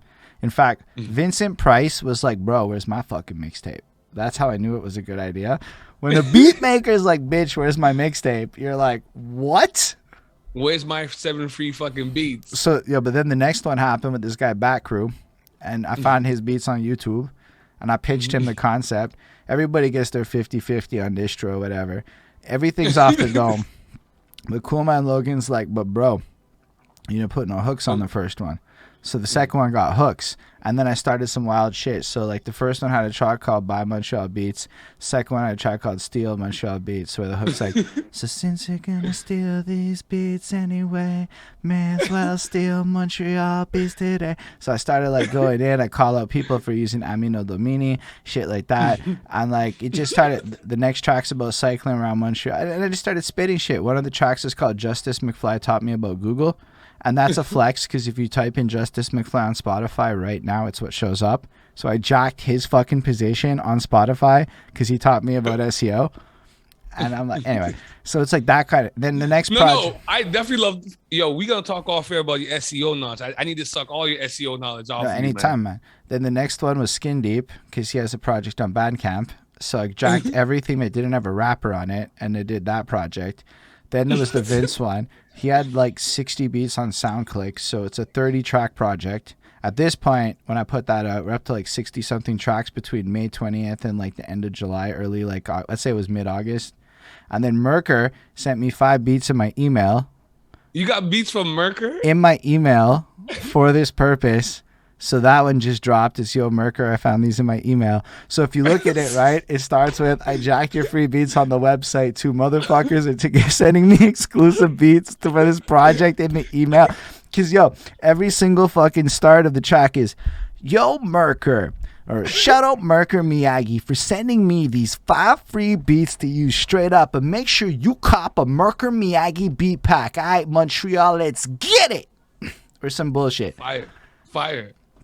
Every single yo, Vince Price, I found these motherfuckers over on SoundCloud. Y'all should go check that Technician Beats out. Download that shit. Make your own mixtape. Get it. Yo, yeah! So like we're up to like, I don't know, 68 tracks since May 20th. Plus I have like actual studio shit, but unfortunately some snafus in the lives of both the engineers have slowed down the project. Yo, I love how you just pouring out everybody else. Like, yeah, both engineers. Because my shit's done. What do you do? I'm not an engineer. I already did. Yeah. I rapped. I sent off all the vocals. I'm not the engineer. I'm not an engineer. Merker didn't want me to mix his project, so he mixed it for free. He mixed the project for free. That's crazy. Because he didn't want me to mix the Merker project because I'm not a good engineer. I mixed the rest of them. They're trash. It's almost like, yo, bro, I think, so I don't know if you ever heard of Frank Stacks, but he has this whole rap as a joke shit. And I thought about it, and I said a lot of people spend a lot of money when there's not a lot of fans yet for like the scene. So it's kind of weird to me. And I'm like, let's pretend I'm 17. If I'm 17, I'm not going to worry about the best engineering job. I'm going to drop a lot of bullshit and then hope it sticks. So I'm like, fuck that. I'm 17 again. Because, yo, who's really caring about new music except for young people? So, you know, people with iPhone 6s, $17 earbuds. Ain't nobody with fucking good gear, you know what I'm saying? Like, who the fuck's like, but how do you get your mind to think like that? Like, yo, that's a deep well. You went from like, how do you even conceptualize that idea? Like, okay, I'm gonna think like a 17-year-old. I interviewed a 17-year-old. And he was teaching me about Instagram by the end of the interview. He gave me the greatest idea I haven't rolled out yet. But like, this kid was schooling us. But yo, we underestimate them though, because you got to think about them. They're coming through with YouTube at 10, and so they're like 6 years of sound engineering by 17. And it's like, say word, I'm 6 years or whatever at 33. Oh, but they're 17, so they did it. Then they have no money, and they're doing beta tests and shit on their Insta. This fucking 20-year-old from Greensfield Park hit me up because I've done a couple of the Greensfield Park peoples now, and and this like fucking 20-year-old hits me up, and I check his Insta, and it's just like honestly a demo tape. It's 7 1-minute snippets in a fucking post, and I'm like, it snagged me, and I'm like, yeah, let's do this interview. I really you might do something. I want to be like your first interview in my head. I'm like, let's do it. But yo, I was like, would you have thought to try that? No, because we're old as fuck, and we never would have thought that shit. This kid didn't give a fuck. Unmixed, unmastered, 7 shits. Like, and I'm like, well, that kid's doing it. Who the fuck am I? Am I famous? This guy's going to get more followers than me. I should copy him. The fuck am I copying? Old man who didn't do it? No offense to anybody that didn't do it. But like once the internet, it's not the mixtape game, right? I could not compete in that market, but we're in the internet game. And I happen to work for a software company. My day job is super related to community building, branding, reputation management, organic shit, everything that has nothing to do with paid marketing and social. It's everything else.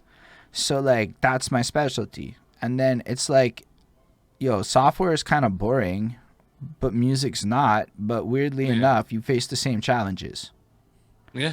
So I got a lot of corporate crossover experience that I would argue not a lot of people who are actively involved in this have. No, listen, your mixtape shit was crazy. I'm like, this nigga, what is he on? You're moving like Lil Wayne back in 02. Like, how much songs you trying to put out this year? 250? I don't know. At first I was like 150, but then it's like you start getting into it and you're like, life happens, and you're like, well, like I don't know how many I'll actually do, but I was just like, I'm going to keep doing it. Like the next dude, this guy, Mayor Penguin Beats, has a 24 pack that's free for profit use. Just you get them. and was in Côte d'Ivoire for a minute. Now he's in Amos, Quebec, wherever the fuck that is. But that's Montreal enough, because for me it's all about Montreal too. I'm only fucking with Montreal, right? I love that about you, man. You about your city, man. None of people's about that, Bro, man. I You was about your like, city, man. but yo, almost all of my beats except for the one project I linked up with a guy in Alabama. I mean, that's like that's a thing. But other than that, by accident, it's all Montreal. Like I wasn't trying to just do all Montreal. We have great beat makers here. You don't have to go anywhere else.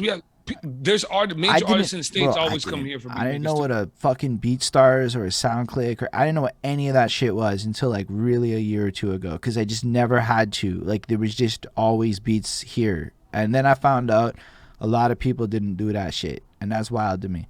I'm not saying that everyone didn't, but I'm like, yo, like really, like there's a lot, bro, man.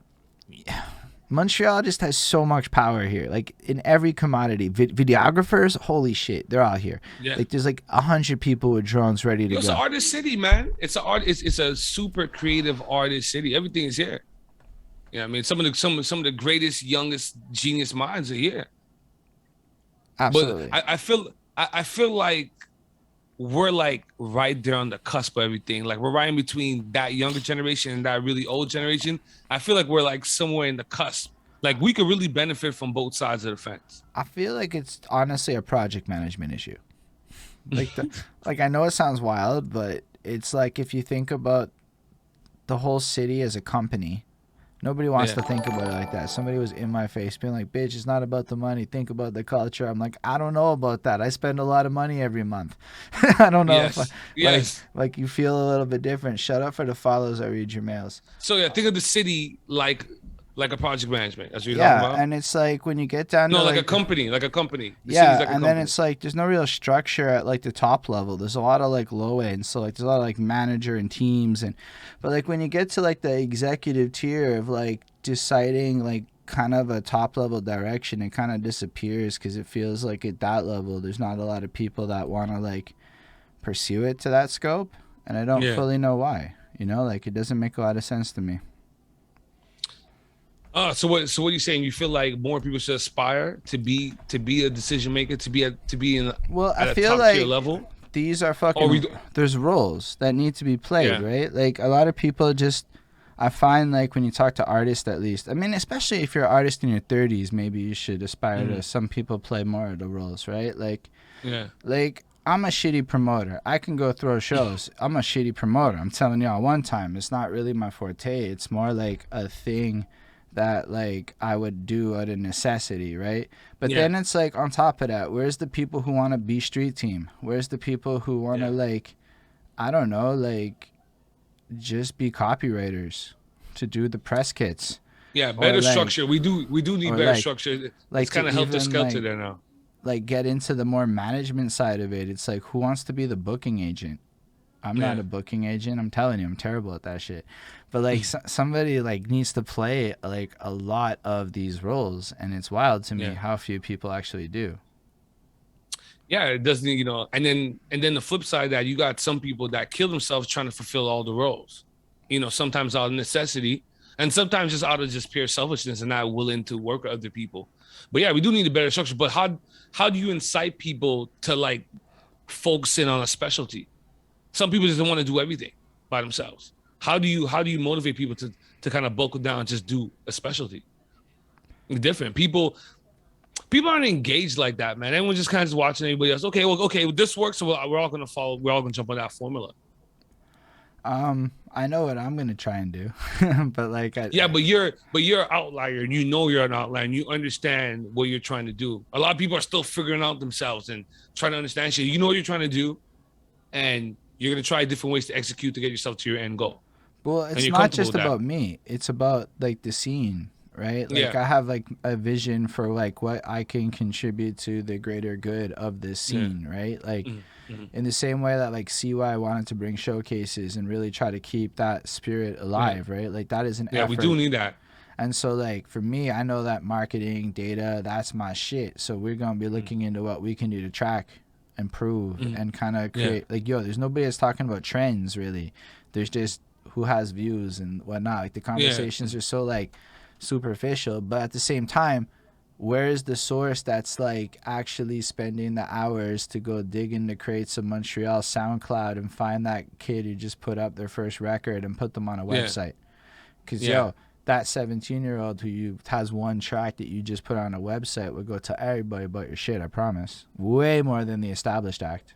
So Oh, it's for like sure. you have to like kind of reverse engineer that, but we also have to build these resources. So it's not just myself. Like I'm trying to talk to other people. Like I know me and Meticulous have been talking about some stuff, and like Man, he's a good dude. it's like a matter of then those of us that are passionate about this in general working together to create that environment and to like bring that vision to light, but also getting all of us in a room together or on a Zoom, however it plays out. Yeah. But to even have those conversations, because like I don't think a lot, because we're all so busy, our schedules are so trash in terms of like Everybody, yeah. No, I totally agree with you. Everybody's schedule's trash, and what you're saying is what we should all be doing. I think part of the issue is what you're saying. Like we focus sometimes too much on the schedule, and sometimes we don't focus on the greater good of the goal being that, yo, we have a scene to impact here. At some point, we do have to work with each other.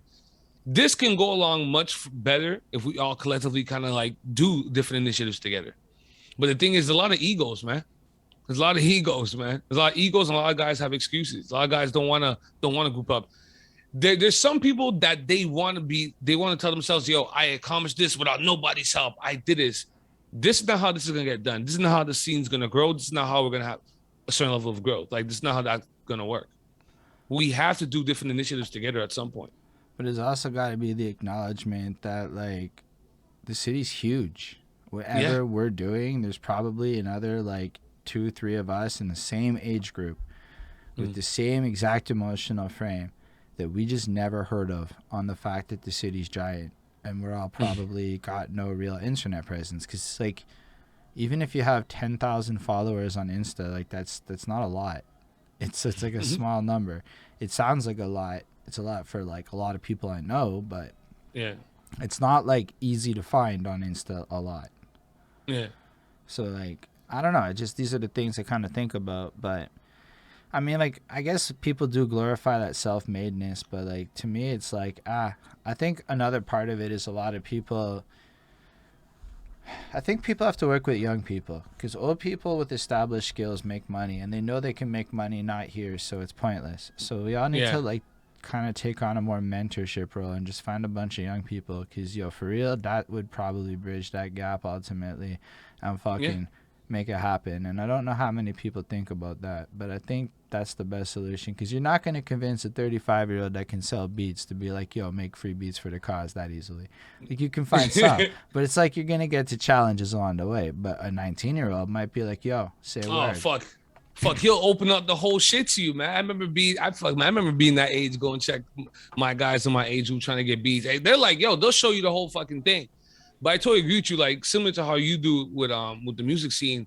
In terms of the podcast scene, I have young kids that I'm teaching how to podcast, teaching how to produce their own shows, showing them, yo, you can use StreamYard, you can use this. You know, these are the mics you buy, these are the sound cards you get. You guys could utilize the equipment and put out your own YouTube shows. And yo, it's dope to see how empowering these guys get. It's like, oh, I can do this, and I bring them to my house and I let them record and all that shit.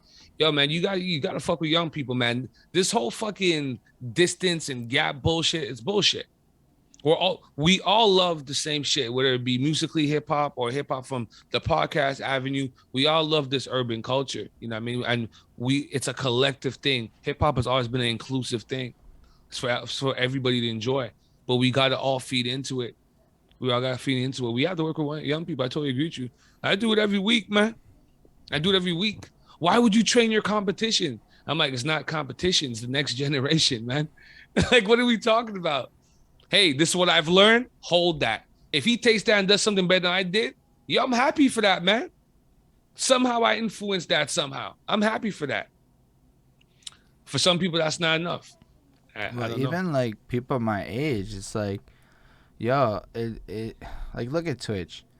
Twitch is like a community game. It's kind of hard to grow on Twitch when nobody else is playing on Twitch. Like somebody said, Wizzy should be on Twitch. I'm like, yeah, he should be. I don't know if he's there. But you should be. Yo, shout out to my boy Holden. He sent me all the information. I'm coming on Twitch sometime in September. I was getting my pictures pretty, you know, because, you know, I saw Holden with his marketing role. I said, nah, he ain't going to drop 1 million mixtapes. I'm going to come hard with mines. But yeah, man, yo, thank you for that email. I'm coming on Twitch. I'm going to follow your lead. And yeah, we're going to make it a thing, man. We're going to fucking blast that bitch up. And then that's it. Then the more of us that do it, then the more popular it gets. But then all of a sudden, this whole vibe happens. Like, yo, even getting people to agree on the correct live platform has been the challenge for me. I'm like, why are you on Instagram Live, people? I hate Instagram Live. I think I've had like 2 good Instagram Live shows. I hate Instagram Live. Yo, this is great. Like, you told me about Twitch. I looked at it. My brother's been in my ear about it. Yo, I gotta jump on, man. I like the energy, man. But yeah, we need to grow that community as well, especially from the podcast angle. From what you and I was talking about off here, I like that vibe. Yeah, man. I mean, in general, though, what do you think? What's coming next for you in terms of the world of Wizzy MoonChaser? Now that the world is opening up again. This guy. I can't really cook. You know, I can make about 4 or 5 dishes. I've had this character called Cooking with Jack. Cooking with Jack started as a joke I used to do for my best friends Zadie and Lorena. And the rare times I'll cook for them, or I'll videotape myself cooking for myself, I'll do this character called Cooking with Jack. So I've always wanted to do a cooking show where I go to different people's house and they cook the real shit and I just talk shit and do the witty banner stuff. But it's actually dope because I get to teach other fucking niggas that don't know how to cook. We get to learn how to really cook different shit and have dope banner. Because if you Googled it, you can't take a West Indian cooking class in Montreal. There's no YMCA, no rec room. You can't get a, and I'm gonna do other kind of meals as well, but there is no West Indian cooking class you can get. Like, so I want to go to different old school Haitian, West Indian, whatever the case may be, and just cook, make them cook. I might cut up some fruits and vegetables, whatever the case may be, and have some witty banners. That's called Cooking with Jock. Right. Huh? I said right. Yeah. This guy, I'm gonna have you on too and see what dish you can make. Nah, you bro, don't cook. That's a terrible idea. Maybe my girlfriend, she'll like come up with whatever stuff, but nah, I'm like really like, yo, like I finished this shit. It's late. I'm like, what is the most basic shit I can eat that has nutrients that like doesn't require effort? And it's like, okay, so it's like frozen vegetables, some meat shit, throw it all in a pan, fucking done. I'm not really the best for the cooking. I'm good for other shit, but. Yeah, me neither, man. Me neither. So, we have Cooking with Jacques. But maybe I'll watch your show and then I'll like study some shit and we can do Holden recreate shit he learned on Cooking with Jacques. That's my goal. Look at the guy just fucking remixed my whole fucking show idea. Now he's come like, how can I mess up Cooking with Jacques? You're gonna come out with the not Cooking with Jacques. They're like, yo, we wait till Wizzy puts it out and then we watch not Cooking with Jacques. It's just much funnier. And then I want to try my hand at the Wizzy Shopping Network. I feel like I sell shit, and I have a lot of companies that fuck with me, so I'm gonna start my own Wizzy Shopping Network. So I'm basically gonna spoof the Shopping Network, and yeah, man, flip it and do it my way. That's wild. That's like a way cooler 2 ideas than I'm fucking expecting when it started, right? Like you don't expect it, like it's just like usually it's like, okay, so I got a project dropping in the fall. And it's like, no, I'm gonna start a fucking cooking show. And that's what you wanted? No, I mean, I'm just curious. I have that too. No, but I didn't think you wanted that. I just ask the questions, right? I let people answer. I'm like, when I do ask, like, what's coming next? I don't know what the fuck's coming next. I've never asked them, like, it's you up to people to tell me what they want to tell me. But then, like, you just chose to, I'm like, yo, that's some big shit. Like, sometimes people got wildly cool shit, but usually it's like some vague answer. And no offense to people with vague answers. Now, Wizzy Shopping Network. Yeah, man. Real quick, 3 years ago, I broke my my right foot paintballing at Bigfoot. I jumped down my road. She slipped down, cracked the whole shit, fractured all around it. So I'm a guy that went from working 135 hours a week to just staying home with my feet up all day for 11 weeks. I went fucking crazy. So I had different addictions every week. So 1 week I was addicted to like liquor. 1 week I fucking ordered off Sherbrooke off that fancy rib place all week. So I had all these different addictions, and I'm taking, and at the same time, I'm fucking healing for my foot. I take out all 4 of my wisdom teeth. So I'm hyped up on all the drugs. I'm morphined out. And they're like, yeah, don't smoke weed or cigarettes because it's going to reduce, like, it's going to fuck up your bone sealing. So I reduced it just a little bit, but like I'm high off codeine. I'm taking pills every 4 or 5 hours. My feet, I have like 12 screws on my right foot. I'm all fucked up. I start hallucinating. For 7 days, I'm hooked on the shopping network. I almost bought every pan, toaster, knife possible. I was hooked. I was hooked. And ever since then, I was like, yo, I can do this. And, you know, I could sell shit. I used to sell clothes with niggas out of the Bronx for a couple of years. That's how I got through college and shit. So I knew I could do this a little bit. So I was like, okay, I think I can spoof it. Then I look around like, oh, yo, I have all these companies that fuck with me with all these shows and shit. I think it's a good way for me to hype them up, try to make a little cut for myself. And also, yo, it's a dope show. Man's just like, fuck that. I'm going to make fun of shit and be an affiliate marketer. Link in description, everyone. No, the Weedy Shopping Network's coming early this fall. That'll be coming to YouTube near you in November. But yeah, Cooking with Jacques, it's going to come early February. I'm really excited about that. That one has probably more regulatory concerns than the other one, eh? Which one? The Cooking with Jacques. Yeah. Yeah, man, that's gonna be a logistics nightmare. But I think it's gonna be funny to get in there with like younger people and older people that cook West Indian food or whatever fancy dish they want to cook, and just me being the idiot in the kitchen is gonna be hilarious. No, I'm definitely gonna burn wild. a lot of shit. I'm definitely gonna it's Cooking with Jacques. I'm even gonna have aprons and everything that says Jacques. Yeah, it's gonna Cooking with Jacques. You're not even gonna come in as Wizzy MoonChaser. You're just gonna come in as Jacques. Yeah, that show was Cooking with Jacques. It's Jacques. So you're like basically Montreal Sacha Baron Cohen. No. Like he's a real actor, but I have different modes. I'm just saying, man, like that's a level of commitment to roles, and he's like, cause you know, in that moment, that's what it is. I'm a new person with a new personality. That's heavy. Cooking with Jacques is if a hood dude was to be like on a real cooking show, and I'm just there. And I'm not being ghetto. It's just a different vibe. So he was like, oh fuck. Oh, he has that mode? Yeah, I have that mode. But yeah, and at the same time, too, it helps me out because I get to learn how to fucking cook for free. Yeah. It's like, it's a win-win. And I get dope content out of it. Bro, I had a similar idea on basically take me to like a Village de Valeur and you pick out what I'm supposed to buy because what the fuck do I know? I don't have very good fashion sense. So I figured if I got a bunch of fashionable hip-hop people to bring me to the damn store, I mean, whatever. Fire. I could afford that shit. But then we film it like a vlog almost. Yeah. And then it's like a fucking like experience. And I get that knowledge of fashion because I'm like, oh, say word. This shit actually does matter to like a whole bunch of people that are not me.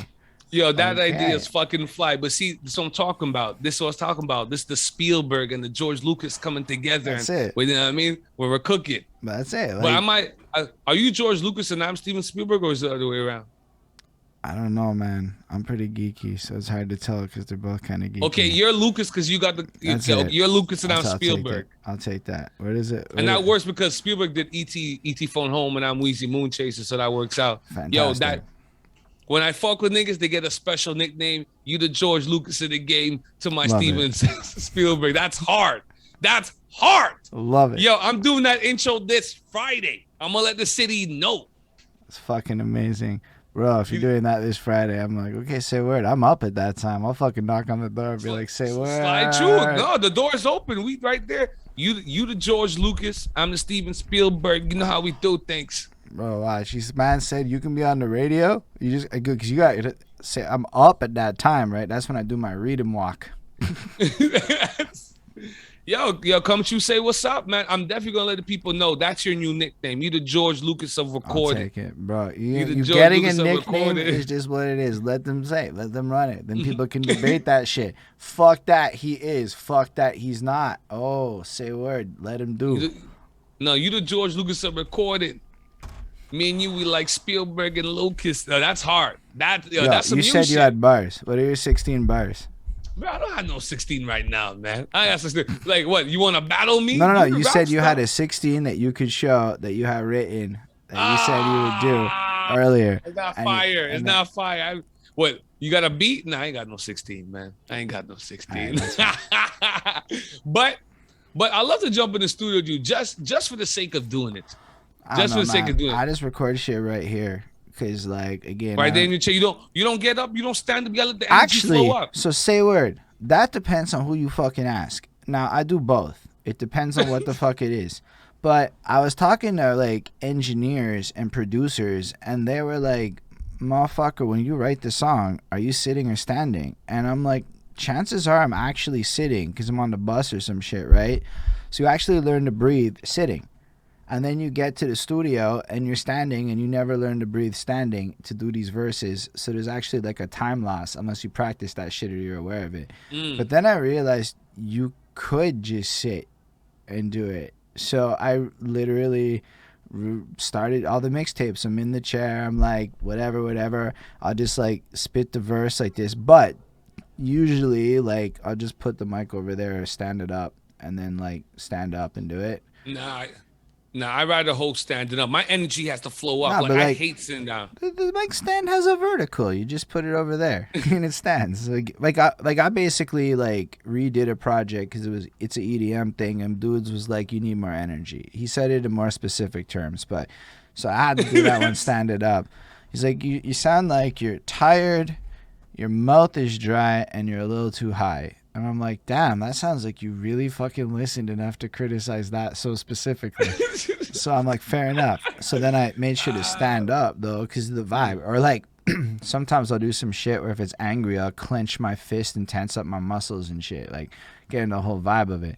But yeah, no, the sitting was new. It was an experiment because producers were like, why are you standing? And I'm like, I don't know. Everyone said you're supposed to, right? Like, Yeah. and then I didn't know you could not stand, and then I tried it, and so like, yeah, sometimes I'll do it sitting depending on the vibe, because if you want Nah, that that's like, weird. I'll never think about that, man. but That's like weird. if you want that like laid back vibe, maybe the move isn't to be standing, because you want to be almost like, yeah, now I'm fucking chilling like this, because I'm, like you get that vibe, versus like standing, it's gonna be a different energy. And it's, I don't know, that's how I look at it now. Like, I'm trying to experiment with all of that kind of shit. No, as you should. As you should, man. This is your shit. Play with it a little bit. But me personally, I've gone used to sitting down because of the pandemic. But yeah, I'm at my best standing up. That's why I could flow it out. I'm energy, man. I'm hype. I'm selling the shit. Let's go. That's fair. I like that for a lot of things, but not when I'm streaming. When you stream like this, sit down. If I have to, like, okay, so like, Yeah, the streaming you would sit down. Like this. Like this has been cool. and like even when I'm doing a song, I got the Reaper up in my face. Man, you don't want to be like bending over to like slide. So you just kind of like, I mean, sitting up and standing down every 6 seconds is an awful experience. And you want to be like crouching over on the camera and shit. So like for the sake of like the show in that environment. But like if I'm off cam, I'm standing. Like if I'm not live, I'm going to be set up different and I'm like doing it like that. But I just started doing a lot of my music making over Twitch on some, say word, y'all do it in private, I'm going to do it in public. Let's go. And I wrote a bunch of shit in public. No, man. Yo, listen, man. Yo, you're fearless. You're fearless, though. That's why you Lucas. I'm going to call Doc. I'm going to text Doc. Say, yo, Holden is George Lucas of recording now. That's it. That's We fucking bagging amazing. him up. That's it. You got to do a tape called that now. George Lucas of recording. I'll figure it out, man. Honestly, at this point in time, you never fucking know where it's gonna go with it. Because, like, you know what I found out? People like it when you release music. I didn't know this was a thing, but a lot of people who I don't know, I don't even know who the people are, because it's not like the producers were snitching. They alluded to the fact that many people record music and let it sleep forever and ever. Amen. Yeah. And I'm like, that's so weird. Yeah. Yeah, a lot of people do that. That's also in the our older demographic. But now a lot of them are coming to their sense, like, yo, let's just put this shit out. Like, what's the point sitting on shit? Like, I used to do that like years ago, and then I spoke to somebody deeper in the game. They're like, yo, put the shit out. Why the fuck you sitting on it? Put the shit out. You did the shit, fix it the way you want to fix it and put it out. Yo, and it's like, but a lot of people are still sitting on shit, especially you rapper guys. You got mad songs sitting on. I don't have mad songs. Pretty much, I'm just putting everything out. I'm like, yeah, I know your ass is putting everything out, but like, here's the thing though: is y'all can't tell you when I'm gonna like your song. Like, I don't think Bilo the Kid is expecting how much I like the Hollywood song. I fucking dig this shit heavy, man. I'm gonna spin this shit so much because I'm obsessed with it. Like, and you think like this shit's like what, fucking 3.5 years old. Yeah. He's probably like whatever. And now I'm like, fuck that. I dig this shit. People need to bump Hollywood by Below the Kid. It is what it is. And that's just kind of how it happens now. People aren't really used to the linear nature of music. Like, your release is good for a weekend. Then it's people discovering it based on the natural trend of whatever it would have been otherwise. Organic shit. And then, you know, sometimes you want to go hear what the 2013 shit sounds like. Sometimes you want to hear what the other shit, like, you know, like, people are a little more like private investigators about their fucking musical exploration. And I think they're also like not audiophiles. So like that's another huge part. Like, they don't hear shit that we care about. Yeah. Yeah, we're different, man. We're creators, man. Spielberg and Lucas. Nah, but yeah, man, that. We broke that 3 I fucked hours, up down man. smooth, huh? I just confirm I passed down smooth. I'm pretty sure you did. I think I'm like 90. Hold on, let me do it. Let me check right now just to make sure we do it. Because if I'm wrong, you're gonna be like, motherfucker, I told you to confirm. I'm gonna do it right now because I like to be proper with my shit. And it'll take 2 seconds to type his name into the search box. See, this is not easy standing up. It's easy. 2 hour 53. Oh shit, that was edited. Live is different than edited, to be fair. So yeah, we definitely passed it because we're live past 3 hours and whatever. Oh no, because we started 10 minutes late. Oof, let's do this math. Or so, let's say 8 minutes, 7 minutes late. We're right on par with the Don Smooth. I think the edited version is going to end up longer because I don't take pee breaks because I stopped drinking coffee before these motherfuckers. Yo, yeah, man. This has been crazy. I definitely was not expecting 3 hours. I was like, okay, I'll do about an hour or whatever. I was hoping for it. I was. I mean, I know people. I've had multiple people to my face be like, bitch, you ain't getting that interview. And I'm like, oh, say word. Come to me, guy. You don't know what you're getting into. And it's a dance. Yo, basically, I'm not single. And this is the fucking closest shit to seduction I get. It is a dance. And it's funny because, yo, we refer to things similarly. Like, I refer to it as a dance as well. It's a dance, man. And that's it. Like, my goal here is to get you to talk, which I think I did a good job of. But also to, like, flex. Because, like, if I'm not doing that, then that's, I think, another mistake. Like, you got to, like, if you watch every top-tier interviewer, a huge chunk of the show is you want to watch the interviewer say shit. I don't necessarily care about the guest all the time on a Joe Rogan, let's say, back when I watched that shit. I don't watch him no more. It's just a weird vibe. But, like, sometimes people change or you realize what they is, and it's just like, oh, that's a weird vibe now. But, like, you realize that all of these guys, like a Joe Budden, they're all, like, personalities. And it's like, if you're not, like, a personality, like, I want motherfuckers to be talking about me, like, when they talk about the voice of the city, Don Smooth. Like, motherfuckers say the voice of the city to me. Okay? Like, they say that shit. Like, they can't just say Don Smooth. I'm like, say a fucking word. That is a level of, like, dope association over years of, like, fucking classical conditioning and shit. But that's fire. Like, that's amazing. That's fine. That's good. But you still slipped in the classical conditioning in there. That's hilarious. No, it's yeah, for sure. No, I never said you was wrong. No, definitely so.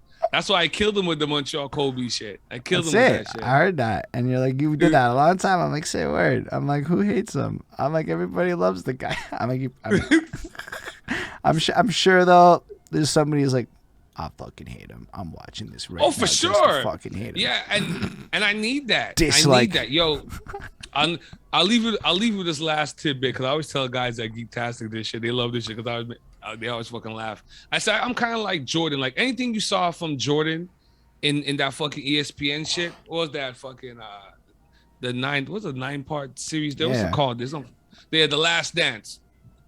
You see how Jordan takes every little slight and just uses it as fuel?